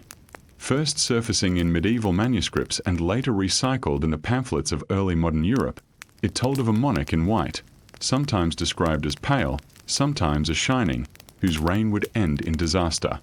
The meaning was always vague enough to be reshaped. In England, during the 17th century, the astrologer William Lilly republished a prophecy of the White King, applying it to Charles I. Pamphlets flew through London, suggesting that the doomed monarch's execution in 1649 had been foretold centuries earlier. The White King, dressed in ceremonial white at his coronation, was destined, they said, to die by violence. For royalists, the prophecy was blasphemy. For parliamentarians, it was vindication, proof that the king's fate was sealed not by politics but by the stars themselves. But Lilly did not invent the tale. He repurposed it. Earlier generations had applied the White King prophecy to other rulers, bending its imagery to match current fears. This was the true function of prophecy, not prediction but political theater. A text might lie dormant for decades, then suddenly find new life when partisans needed it. Prophecies about royal deaths and births were weapons. They could destabilize or reassure. In France, rumors that the Valois line was cursed haunted Catherine de Medici's children. In England, whispers about Henry VIII's heirs often carried prophetic weight. Was Edward VI the fulfillment of a vision of a boy king destined to die young? Was Mary Tudor the bloody queen foreseen in ominous texts? Was Elizabeth the virgin ruler promised in the Sibylline poems? Such prophecies were rarely neutral. Supporters and enemies alike could reinterpret them. If a king prospered, the prophecy was said to mean blessing. If he faltered, the same text suddenly proved doom. Manuscripts of Merlin's prophecies circulated widely, their ambiguous verses updated by scribes to fit new times. One line about a lion could apply to Richard the Lionheart in one century, to Henry the Lion in another. The power was not in accuracy but in adaptability. People craved to see patterns in chaos, and prophecy offered a way to turn politics into destiny. Even in death, prophecy lingered. When monarchs fell ill, astrologers cast charts for their final hours. Omens, comets, earthquakes, sudden storms were read as divine punctuation marks. The death of Henry IV of France in 1610, for example, was tied in pamphlets to earlier predictions of disaster. Similarly, in Scotland, the murder of James I in 1437 was said to have been foreshadowed by visions of his imprisonment and doom. Prophecies also followed royal funerals. A strange bird landing on a coffin, a candle that refused to stay lit, a crack in a tomb. These were all woven into narratives that made kings' deaths feel less random, more scripted by fate. To you, standing centuries later, prophecy may sound like superstition, but in the medieval and early modern world, it had a real political function. It provided language for legitimacy and rebellion alike. It offered comfort when thrones tottered, and excuses when rulers fell. Consider the White King once more. It was less about Charles I himself and more about a culture trying to interpret a civil war that had shaken its foundations. To see his death not as mere rebellion but as the unfolding of a prophecy gave it meaning. It turned execution into destiny. And in royal births, prophecy did the opposite. It gave hope. A baby wrapped in swaddling cloth became a messianic figure, proof that God had not abandoned the kingdom. Even if the child died young, as so many did, the prophecy could be retrofitted to explain why. As you walk out of the Chamber of Omens, you notice how quiet it feels. No comet streaks overhead. No Sibyl recites. And yet, the idea lingers, that history itself has always been written twice, once in deeds, and once in the prophesies people use to explain those deeds. It is not accuracy that matters, but the comfort prophecy gave. To believe a king's fate was written in the stars was to believe the chaos of politics had order. However cruel the hall is crowded, but it is not the murmurs of politics you hear, it is the rustle of the sick. Men, women, and children shuffle forward, necks swathed in cloth, eyes hopeful. Some carry rosaries, some clutch nothing but their pain. They come not for coins, not for bread, but for healing. On a raised seat, the king waits. He wears no surgeon's gown, no physician's tools. He carries only his body and the belief that his body holds sacred power. One by one, the afflicted kneel. The king lays his hand upon the swollen neck, sometimes crossing himself, sometimes speaking the words, Le roi te touche, Dieu te guérit. The king touches you, God heals you. This is the ritual of the royal touch.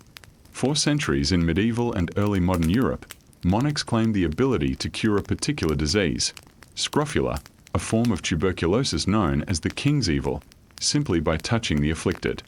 The tradition in England was traced back to Edward the Confessor in the 11th century, canonized as a saintly king whose piety was said to linger in his successor's flesh.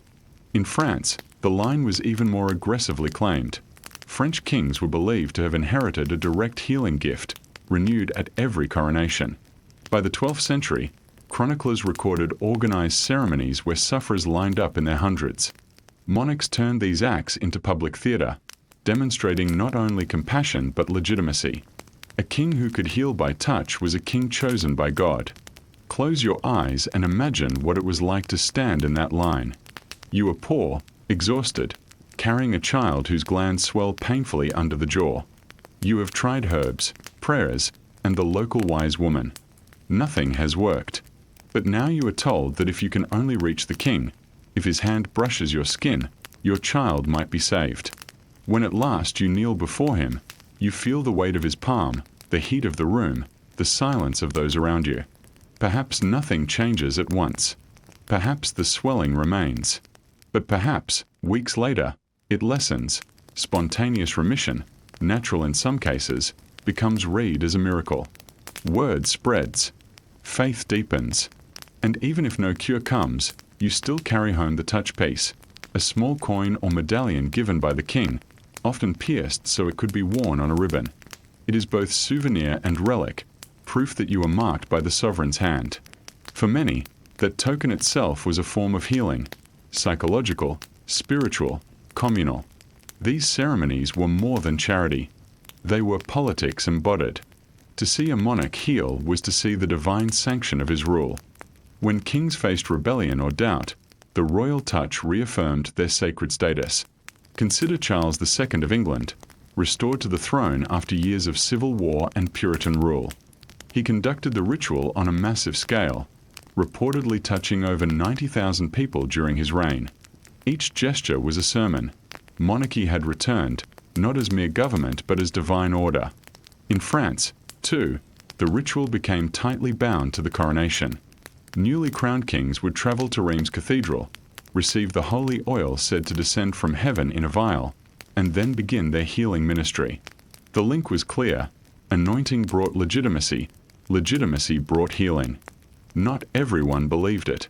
Skeptics muttered that the cures were coincidences, or that desperation made people imagine relief. By the Enlightenment, physicians increasingly dismissed the practice as superstition. Yet even they admitted that the ritual had psychological power. In a world where medicine offered little certainty, hope itself was a remedy.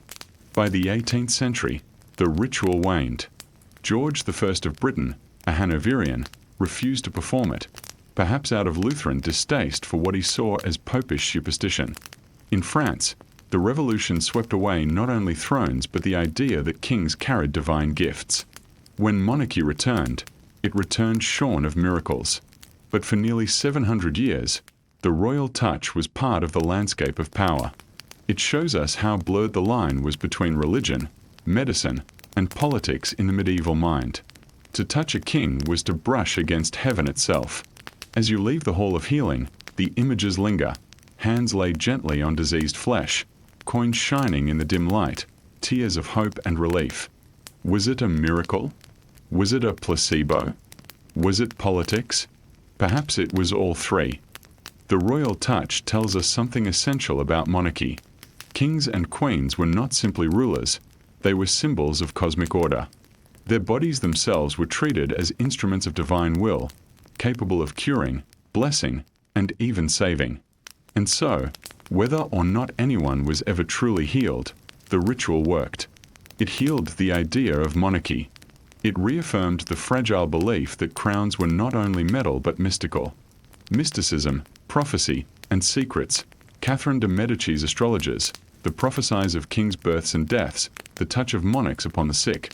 These stories remind you that the Middle Ages and early modern world were never purely rational. They were woven through with mystery. Rulers drew on that mystery to survive, to command, to awe. And as you drift now towards sleep, you realize crowns did not shine only with gold. They shone with the borrowed light of stars, the whispers of prophecy, and the trembling hope of the sick who longed for a healing hand. Close your eyes and imagine yourself accused of a crime in the 13th century. Perhaps theft, perhaps heresy, perhaps something worse, whispered by neighbors who do not meet your eyes in the marketplace. Evidence is thin, witnesses absent. In a world without forensic science, what remains? The answer: ordeal. Justice is handed to God.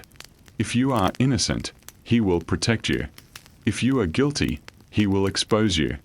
The most dramatic ordeal was trial by combat. You find yourself in a field, banners fluttering.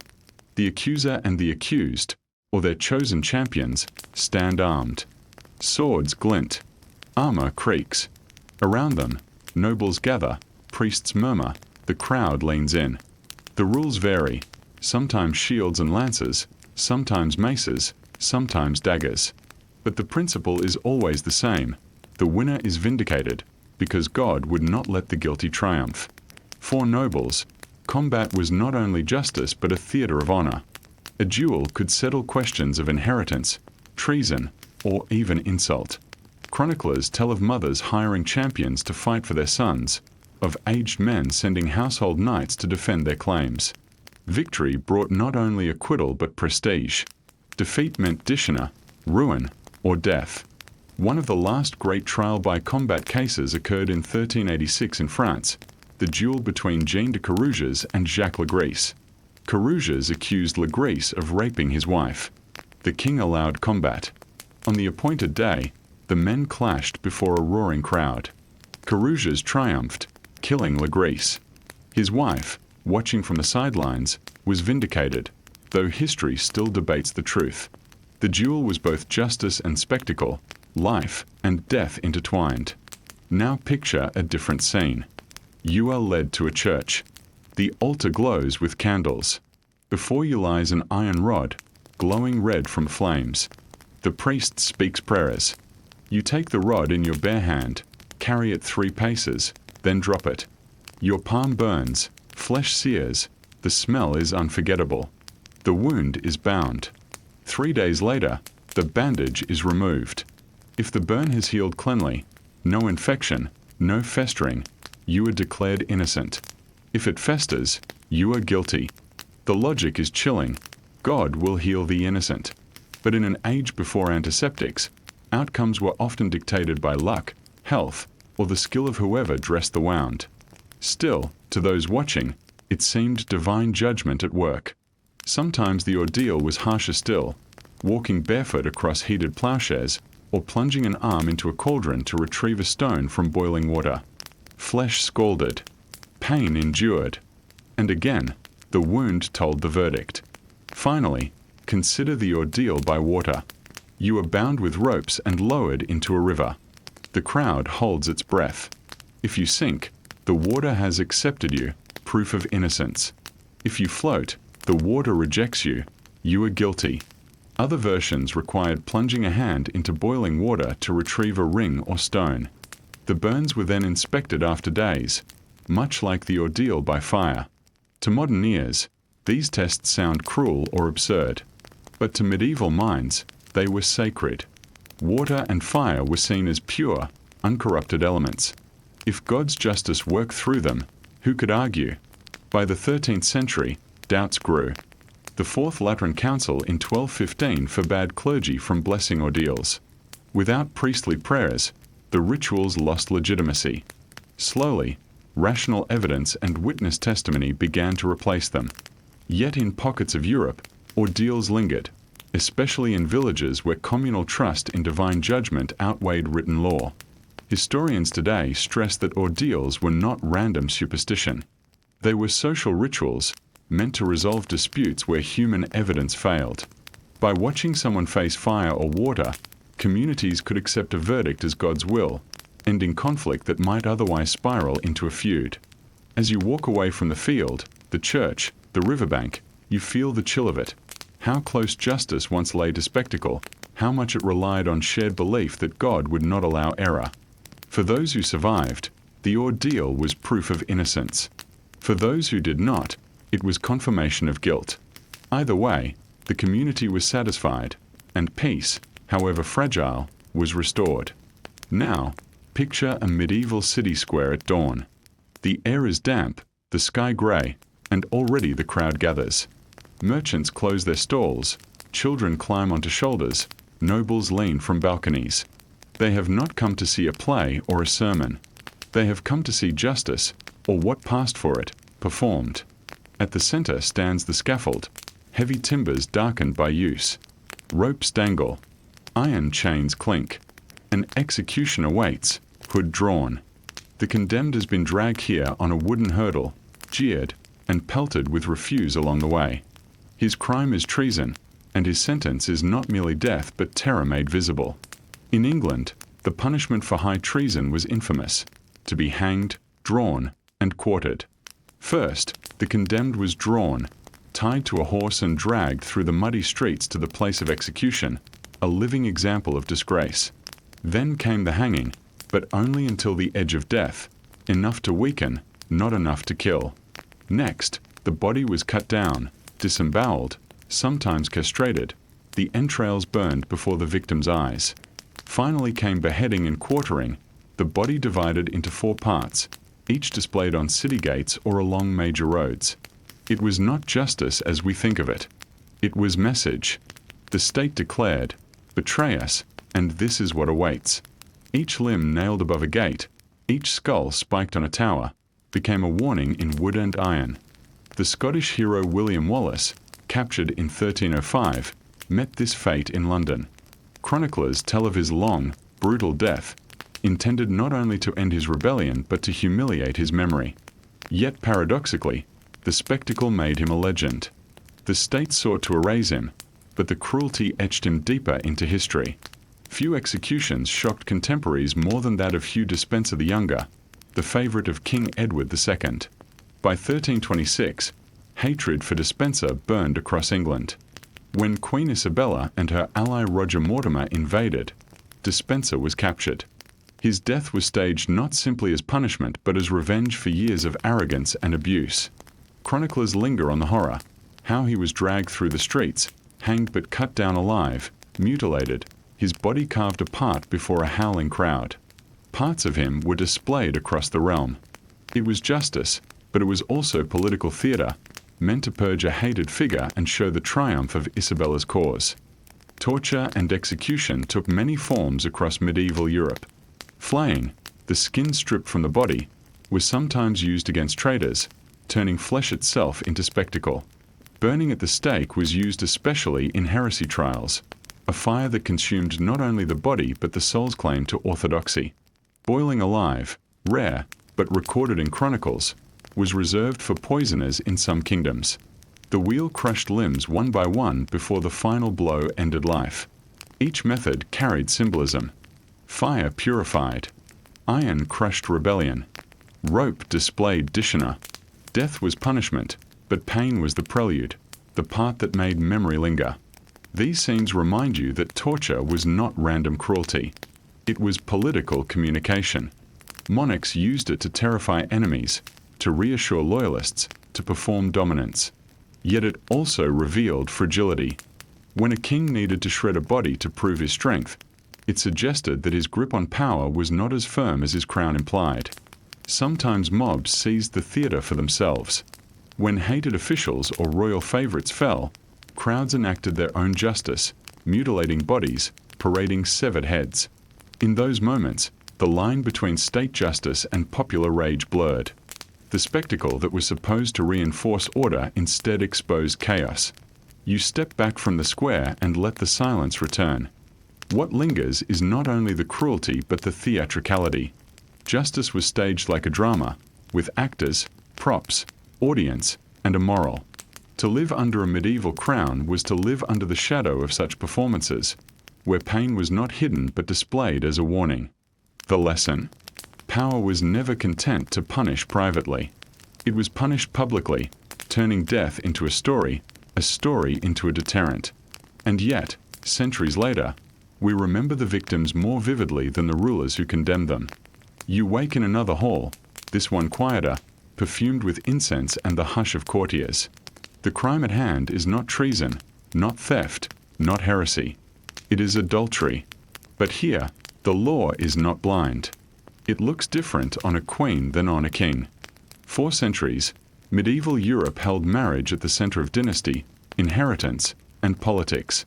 A queen's body was not only her own, it was the vessel for heirs, for succession, for alliances sealed in flesh. To betray her husband, especially a king, was to risk questions of paternity and legitimacy. For a king, however, to keep mistresses was often tolerated, even celebrated as proof of virility. Thus, the double standard. The most notorious example came in 1314, when a scandal shook the French crown.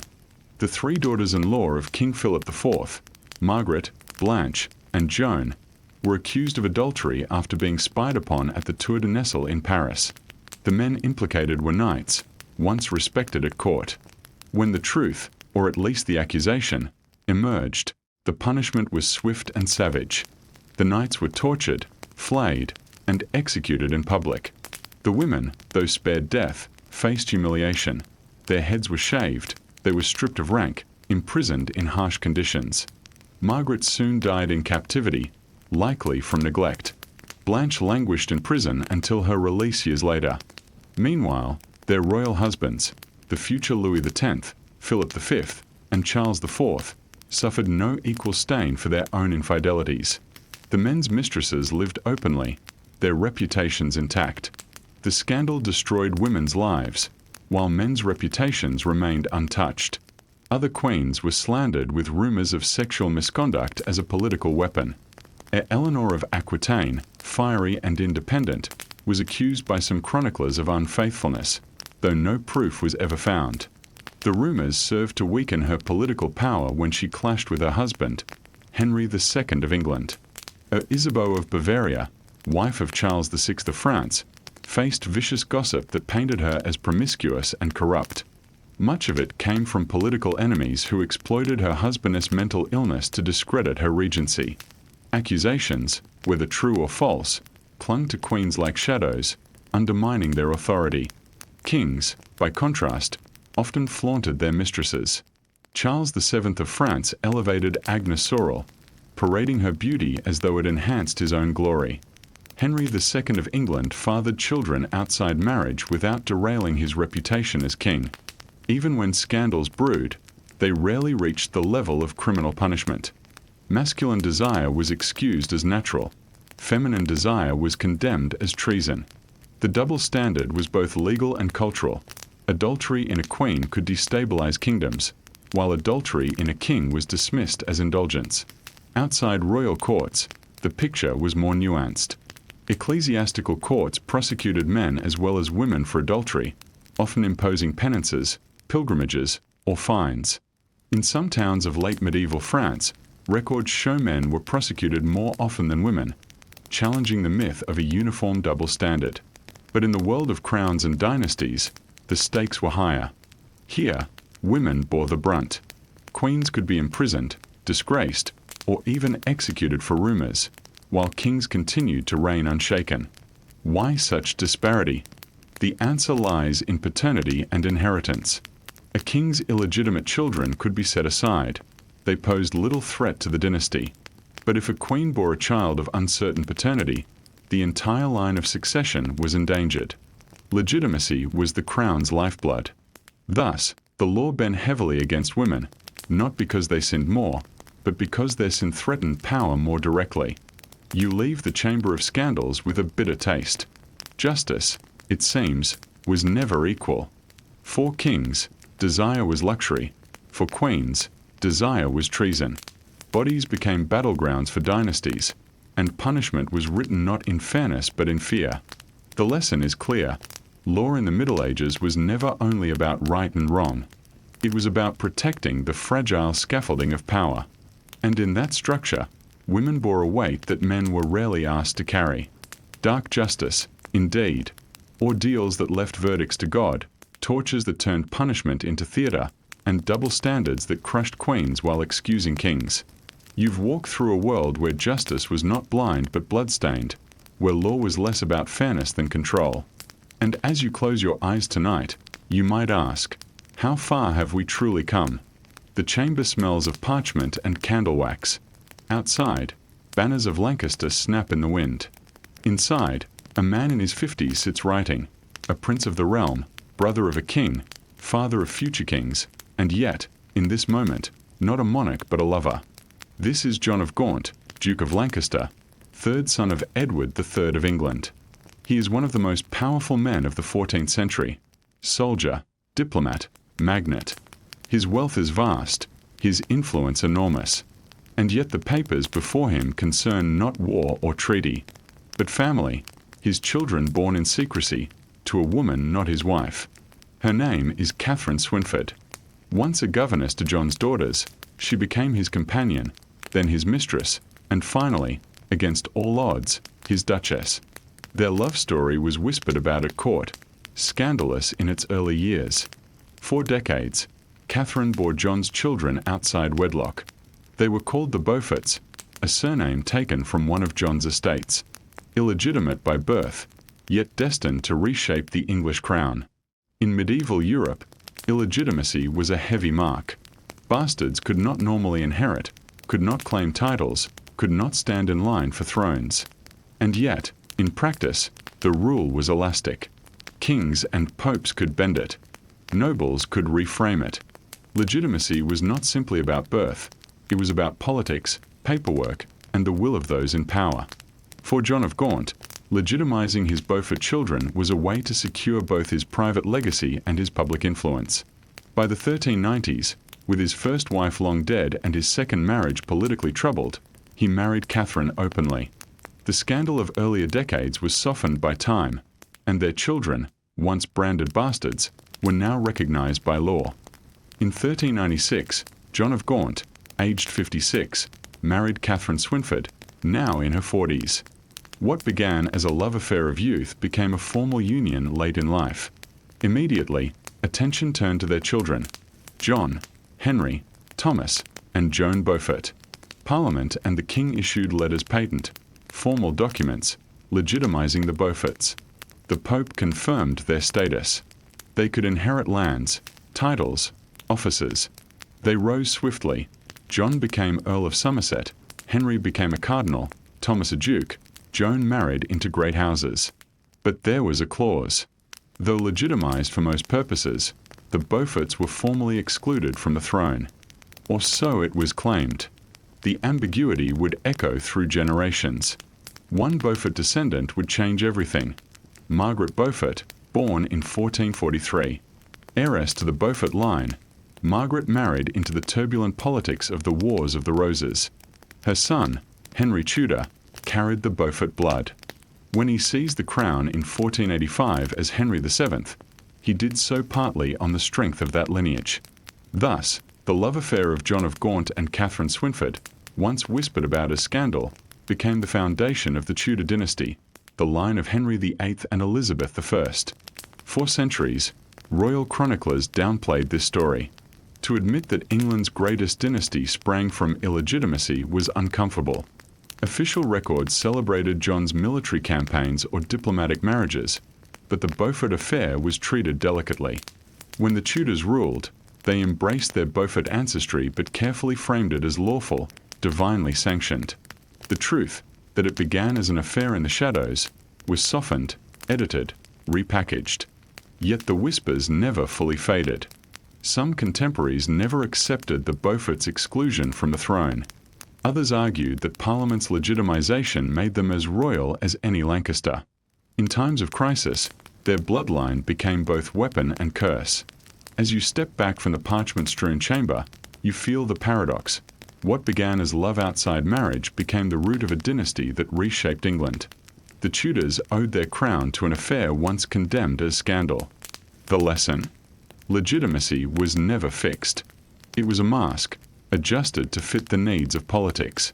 What the law declared illegitimate in one decade could become the foundation of a dynasty in the next. And behind it, all two figures: John of Gaunt, the prince who bent law to his will, and Catherine Swynford, the governess who became duchess, whose story was nearly erased from the official record, yet whose descendants would one day rule a kingdom. Imagine a medieval throne room. Courtiers bow, ambassadors kneel, musicians play. At the far end, a king sits crowned and robed. His face is pale, but he smiles faintly, raises his hand, and the crowd cheers. The ritual looks flawless. Yet behind closed doors, the truth is darker. The king has not spoken coherently in weeks, perhaps months. This was the hidden labor of medieval courts, to disguise the frailty of monarchs, to keep appearances smooth while chaos simmered behind the scenes. A sick king meant instability. A mad king meant opportunity for rivals. And so, courtiers cloaked illness in ceremony, managed rumors, and staged appearances to reassure the realm that all was well, even when it wasn't. Few examples are more haunting than Charles VI of France, a 1380 to 1422. At first, he was called Charles the Beloved, but after 1392, when he suffered his first major psychotic break, he became known as Charles the Mad. During episodes, he forgot his own name, fled from his wife and children, or insisted he was made of glass, terrified he might shatter. At times, he failed to recognize courtiers. Once, he attacked his own knights in a frenzy, killing several before he could be restrained. And yet, the machinery of monarchy continued. Councils drafted laws in the king's name. Ceremonies went on, with Charles wheeled out, dressed and crowned, to reassure the people. Behind him, factions tore France apart.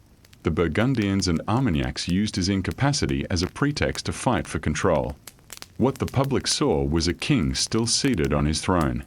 What they did not see was the silent chamber where Charles sat rocking, convinced he was as fragile as glass. Across the Channel, a century later, England faced its own secret. Henry VI, a 1422 to 61, 1470 to 71. Gentle, devout, more monk than monarch, Henry struggled with the demands of rule. In 1453, after years of tension with France and internal strife, he collapsed into a catatonic state. For more than a year, he spoke no word, recognized no one. His infant son was born during the silence, and Henry gave no acknowledgement. To admit the king was incapacitated would have been to invite rebellion. So his council acted in his name. Ceremonies were maintained. Laws were sealed with his authority. When nobles gathered, they still spoke of the king's will, though the king himself sat unresponsive. When he recovered in 1454, he seemed bewildered by the turmoil around him. But the damage was done. Rivals whispered that his crown was unstable, his son perhaps illegitimate, his rule unfit. Soon, England slid into the Wars of the Roses. Henry's madness was not simply a medical tragedy, it was a political catastrophe. And for years, courtiers worked tirelessly to hide, soften, or reinterpret it. How did medieval courts hide a monarch's weakness? They did by staged appearances. Even a sick king could be dressed in robes, placed on a throne, and prompted to nod or smile. To the public, the image mattered more than the words. Controlled access. Councils and guardians strictly limited who could see the king privately. Only loyal clerks or relatives entered his chamber. controlling what rumors escaped. Forged authority. Laws were drafted as if the king himself had commanded them, even if he had not held a pen. Seals were applied by chancellors acting for the king. Religious framing. Illness could be explained as divine trial. Courtiers sometimes presented it as holiness, likening the king's gentleness or withdrawal to saintly suffering. The people might suspect, but without direct sight, the illusion held. In an age when kingship was sacred, even a silent king could still embody authority if the rituals were maintained. Behind these facades were families who lived the reality. Queens became caretakers. Children grew up with fathers who did not recognize them. Courtiers lived with uncertainty. Would the king rise tomorrow lucid and decisive, or remain lost in delusion? For Charles VI's queen, Isabeau of Bavaria, the burden was immense. She bore blame for political decisions she did not fully control. Rumors cast her as adulteress, corrupt, even witch-like, all weapons to undermine her regency while her husband was incapacitated. For Henry VI's queen, Margaret of Anjou, the stakes were just as high. With her husband unfit, she fought to secure her son's claim, earning a reputation as fierce and unwomanly.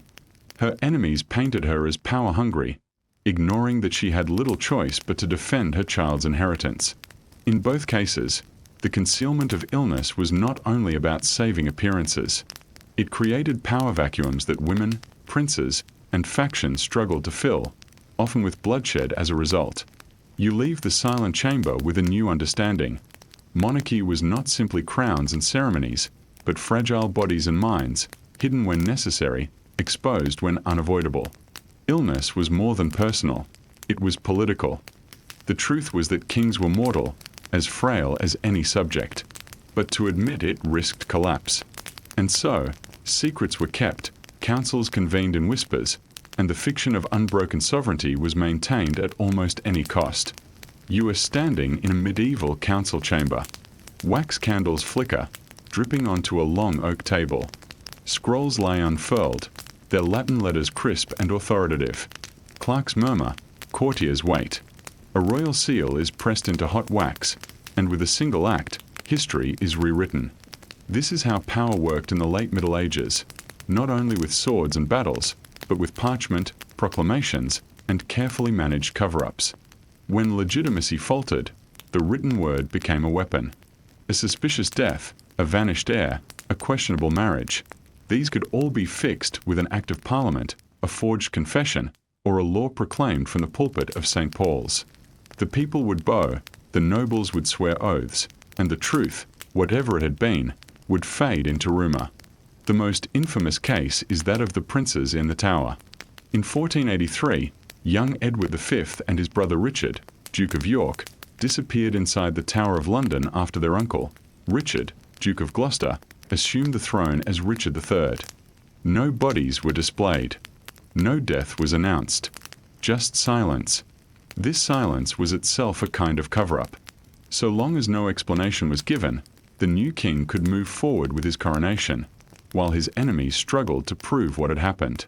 Some whispered that the boys had been smothered in their sleep, others that they had been spirited away, still alive.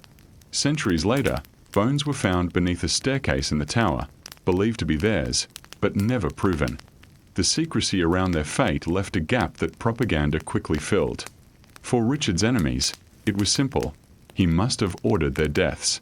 For his defenders, silence was evidence that someone else, perhaps the Duke of Buckingham, perhaps Henry Tudor himself, had been the real culprit. The cover-up was never clean. The silence became louder than any confession could have been. And in that silence, Richard's reputation was destroyed, paving the way for Henry Tudor's triumph. Alongside the prince's disappearance came another cover-up, this time written in ink, the act known as Titulus Regis. This document, passed by Parliament in 1483, declared that Edward IV's marriage to Elizabeth Woodville had been invalid because of a precontract to another woman. By this act, all of Edward's children, including the two princes, were branded illegitimate. With one stroke, Richard's path to the throne was legally justified. But when Henry VII seized the crown in 1485, the act was immediately repealed. Copies were ordered destroyed. Only fragments survived in chronicles. Henry, after all, married Elizabeth of York, one of the very children Titulus Regius had declared illegitimate. To admit the law's existence would undermine his queen and his dynasty. So it was buried. The record was erased, the rolls purged, the act consigned to silence. Only later did historians piece it together again. Here, you see the machinery of cover-up in action. Law used first to legitimize Richard, then destroyed to legitimize Henry. Truth bent according to power. The entire Wars of the Roses, 1455 to 1487, was marked by such legal sleight of hand. Each time a faction gained power, they declared their enemies traitors, seizing lands through acts of attainder. When fortunes reversed, those acts were repealed, and new attainders issued against yesterday's victors. Parliament rolls became battlegrounds as important as Towton or Bosworth.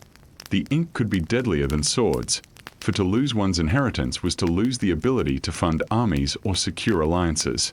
Kings covered up their weaknesses by branding rivals illegitimate, treasonous, or cursed. Families were erased from succession lists, only to be restored when the tide turned. Children grew up never knowing if their names were honorable or damned, depending on who wore the crown. Why did rulers go to such lengths? Because monarchy depended on an illusion, that the crown was divinely ordained, unbroken, secure. To admit a doubtful claim, a contested heir, or a mad king was to admit weakness. And weakness could kill. Cover-ups protected the image of continuity. Even when everyone at court knew the truth, knew the princes were missing, knew the king was incapable, knew the claim was shaky, their official record declared otherwise. And the record was what endured. As you leave the candlelit chamber, you see how fragile truth really was in the Middle Ages. Not fixed, but written and rewritten by those with the power to command a seal. Illegitimate heirs became dynastic founders. Mad kings were paraded as healthy. Disappearances were explained away by silence. Laws were drafted, erased, and redrafted until the crown gleamed untarnished again. The secrets they didn't want you to know were not only whispered rumors, they were legal fictions, deliberately crafted to hide the cracks in monarchy. And behind every seal and scroll lay the same fear, that the truth, if revealed, might bring the whole edifice crashing down. You were standing in a great hall of polished stone, tapestries muffling the cold. A feast had been planned, long tables draped with embroidered linen, silver goblets waiting for wine. But the benches are empty. The torches burn low. In the corner, a discarded mask lies on the floor, left behind in haste. The year is 1348, and the plague has reached the royal court. Kings and queens, once surrounded by ceremony and divine aura, now faced the same invisible terror that stalked peasants in muddy villages and merchants in crowded towns. The Black Death, Yersinia pestis, though no one knew its name then, crept through trade routes, slipped aboard ships, crossed mountains and rivers, and seeped into palaces. Not even the high walls of castles could keep it out. The Black Death of 1347 to 1351 remains the deadliest pandemic in European history. Chroniclers struggled to capture its horror. Bodies piled in city streets, bells tolling without pause, priests refusing to enter sick rooms for fear of contagion. Estimates suggest 25 million dead in Europe alone, nearly a third of the population. For royal households, the plague presented a crisis beyond numbers. A monarch embodied stability. If the king died, the line of succession faltered. If the queen or heirs perished, dynasties risked collapse. Thus, when plague reached the palace gates, rulers faced stark choices: flee, quarantine, or gamble with fate. Chronicles record how courts scrambled to relocate. In England, Edward III's court shifted between residences, sometimes sealing access to outsiders. In France, Philip VI struggled to maintain authority as the plague tore through his kingdom, his own queen, Jean of Burgundy, perishing in 1349. The papal court in Avignon became a notorious epicenter, where Pope Clement VI consecrated the Rhone River so corpses could be cast into it, the cemeteries overflowing. Royal councils issued ordinances, forbidding assemblies, closing gates, and limiting markets. Yet, ironically, each movement of courtiers, Each relocation of household staff risked carrying infection farther. Courts became vectors as much as sanctuaries. Inside royal halls, fear was palpable. Servants whispered rumors that the stars had aligned against mankind, that poisoned wells spread the sickness, that God's wrath had descended. Physicians debated humors, recommended bleeding, or poultices of herbs, while astrologers charted ominous conjunctions of Saturn and Jupiter. Imagine the king seated at a narrow table, his face pale in candlelight, hearing reports of entire villages abandoned. Outside, flagellants marched barefoot through towns, whipping their backs in penance, believing their suffering might appease divine anger. The spectacle of power, coronations, feasts, tournaments, gave way to hushed prayers and locked chambers. No throne was secure. In Castile, King Alfonso XI became one of the few monarchs to die of plague in 1350. His army encamped before the Moorish stronghold of Gibraltar. Chronicles say his death caused chaos in the ranks, soldiers scattering in fear, leaving the siege undone. Noble households across Europe recorded similar tragedies. Queens, princes, dukes, all were vulnerable. A single cough, a sudden swelling, could undo decades of dynastic planning. Marriages arranged for political alliance dissolved overnight when one partner succumbed before the vows could even be fulfilled. We still hear the voices of those who lived through it. Giovanni Boccaccio, writing from Florence, described how brother abandoned brother, fathers and mothers refused to nurse their own children. The French chronicler Jean de Venette wrote that there was such a multitude of the dead that no man was able to number them. Imagine those words read aloud in a royal chapel as courtiers sat in silence, each one glancing nervously at the person beside them.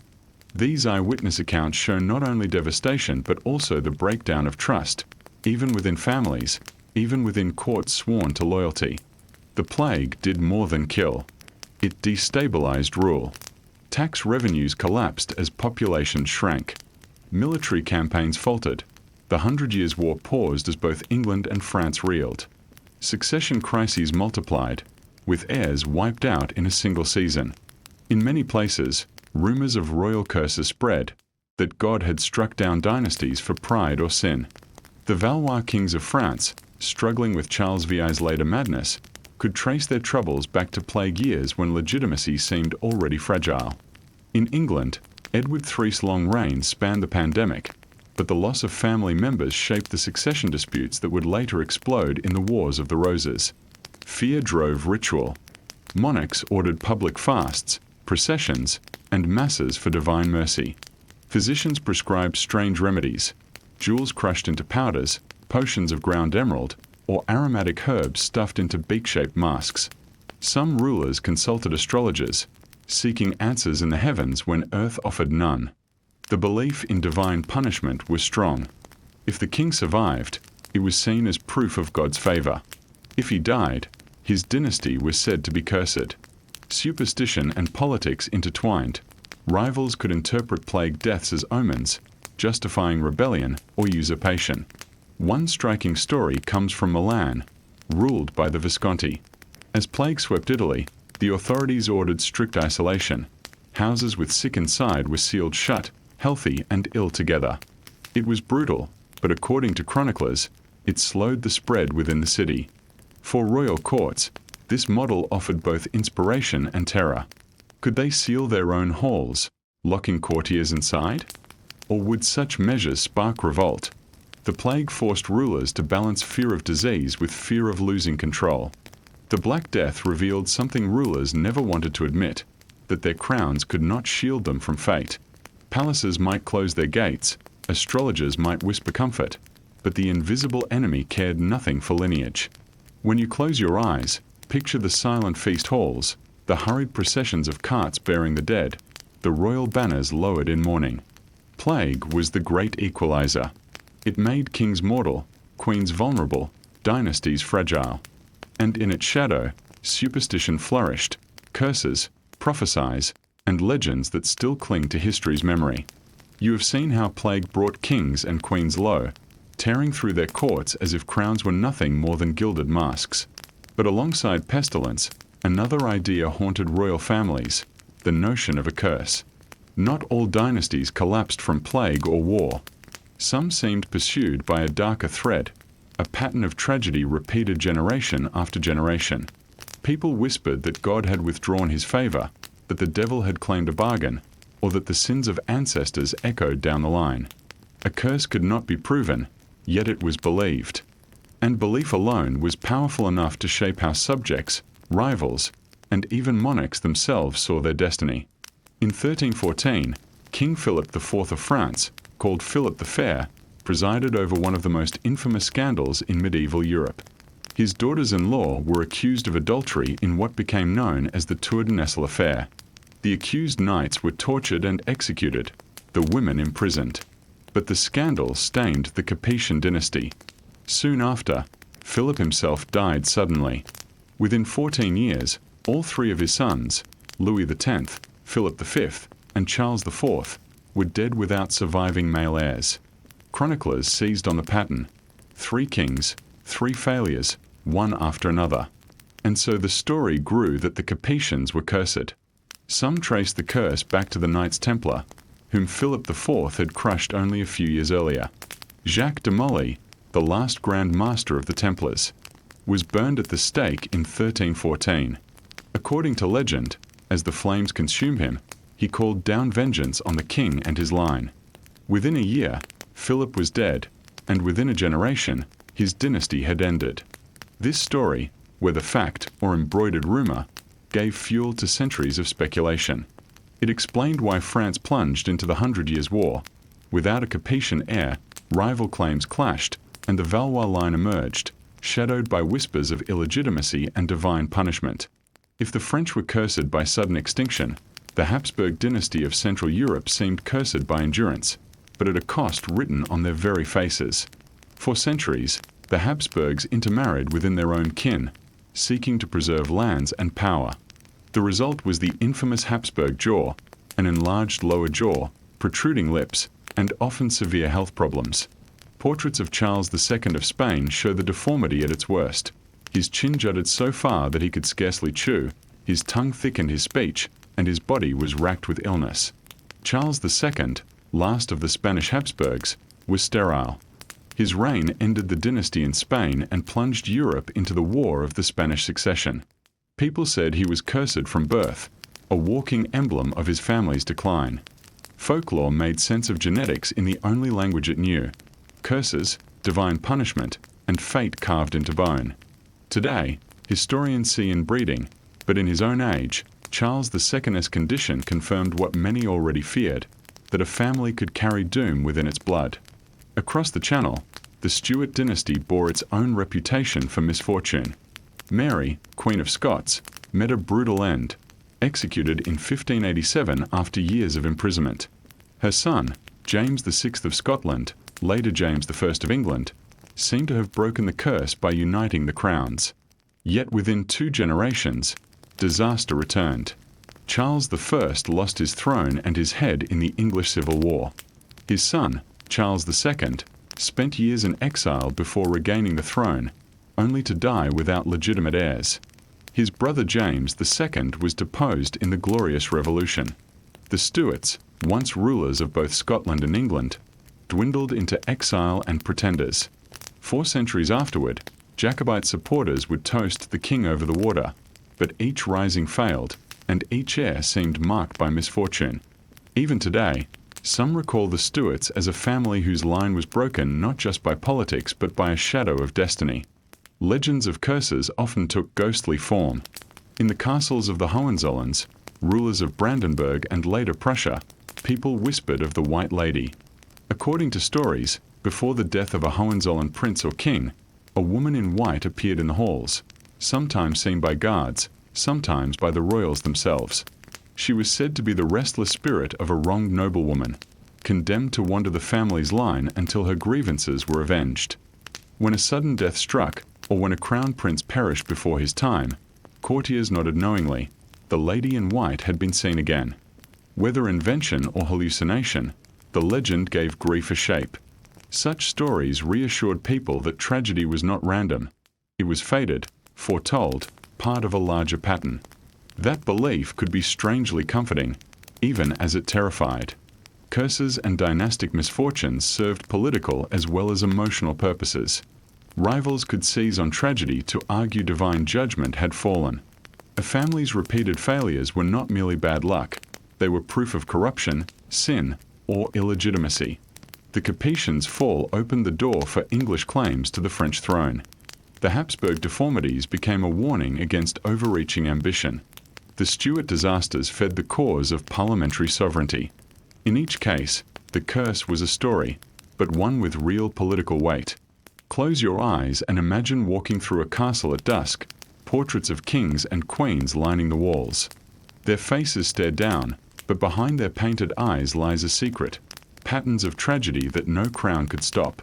Some say curses are only stories told by frightened people to make sense of history. Others say dynasties truly carried doom in their blood. Whatever the truth, for those who lived in the Middle Ages, the sense of being hunted by fate was as real as the sound of the church bell tolling at midnight.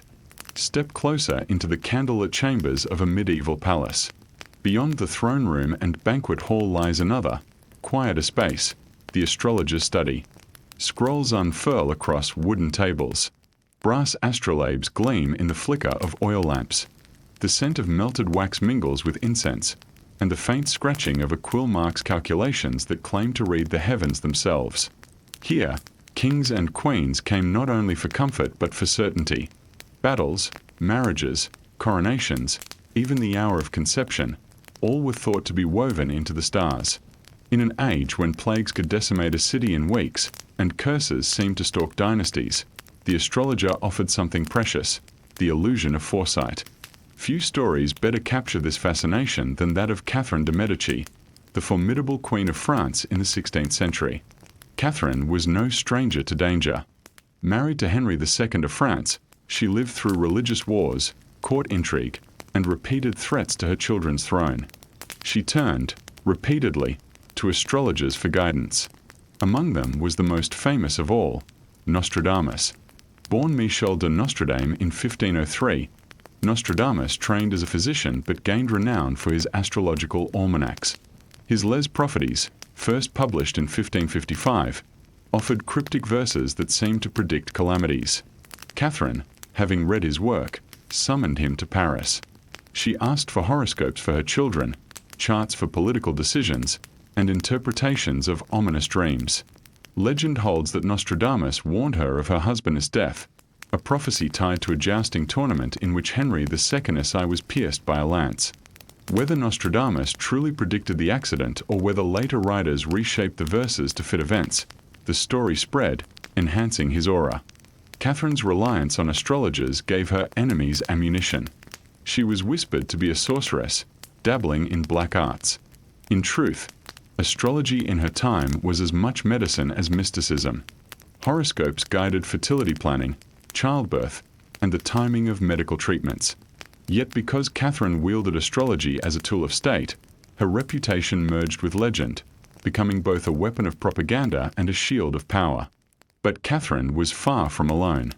Across medieval and early modern Europe, rulers leaned on prophecy. Chronicles tell us that kings sought astrologers' counsel before battles, that queens consulted horoscopes before arranging marriages, and that even papal courts entertained predictions of doom. The logic was simple.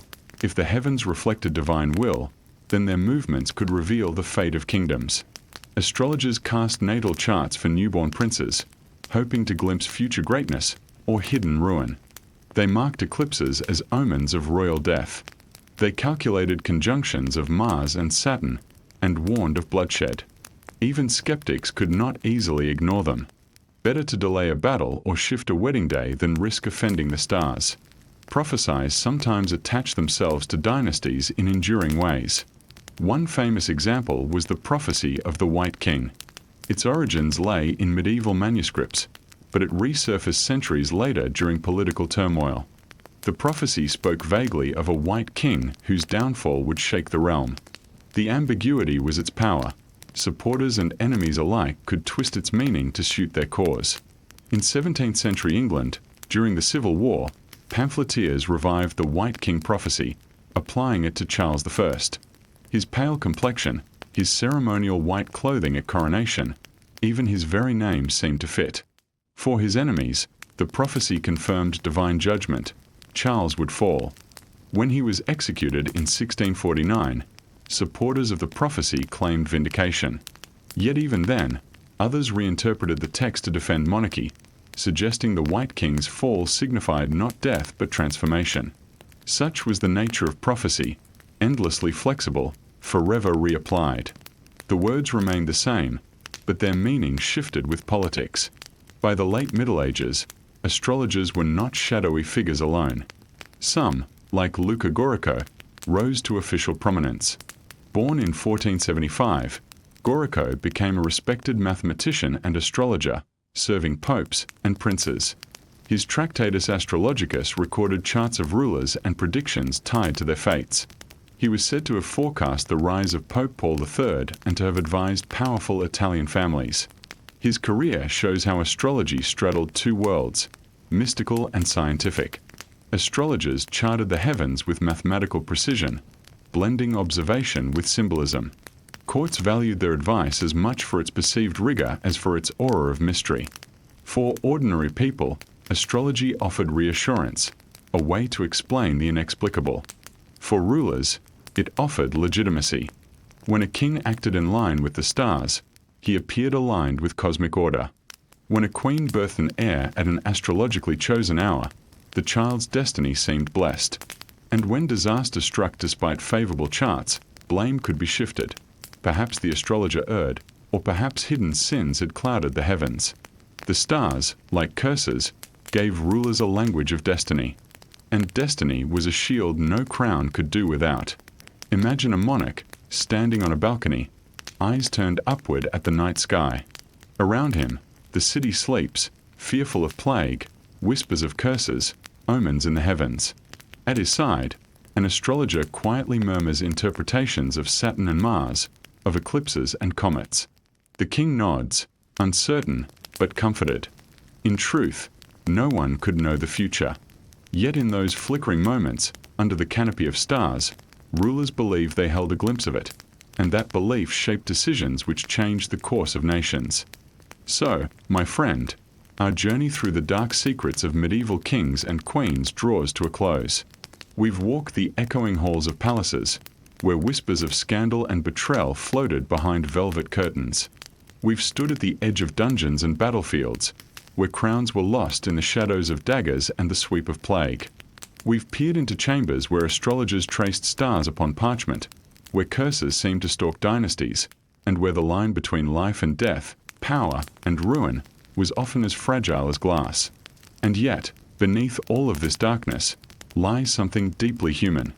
Kings and queens, in their grandeur, faced the same fears we still know, of loss, of betrayal, of sickness, of time. They sought comfort in ritual, in prophecy, in love, in belief. Just as we, centuries later, seek comfort in the quiet hours of the night. So as the last light fades over castle walls and plague-ridden streets, as torches dim and bells fall silent, allow yourself to drift.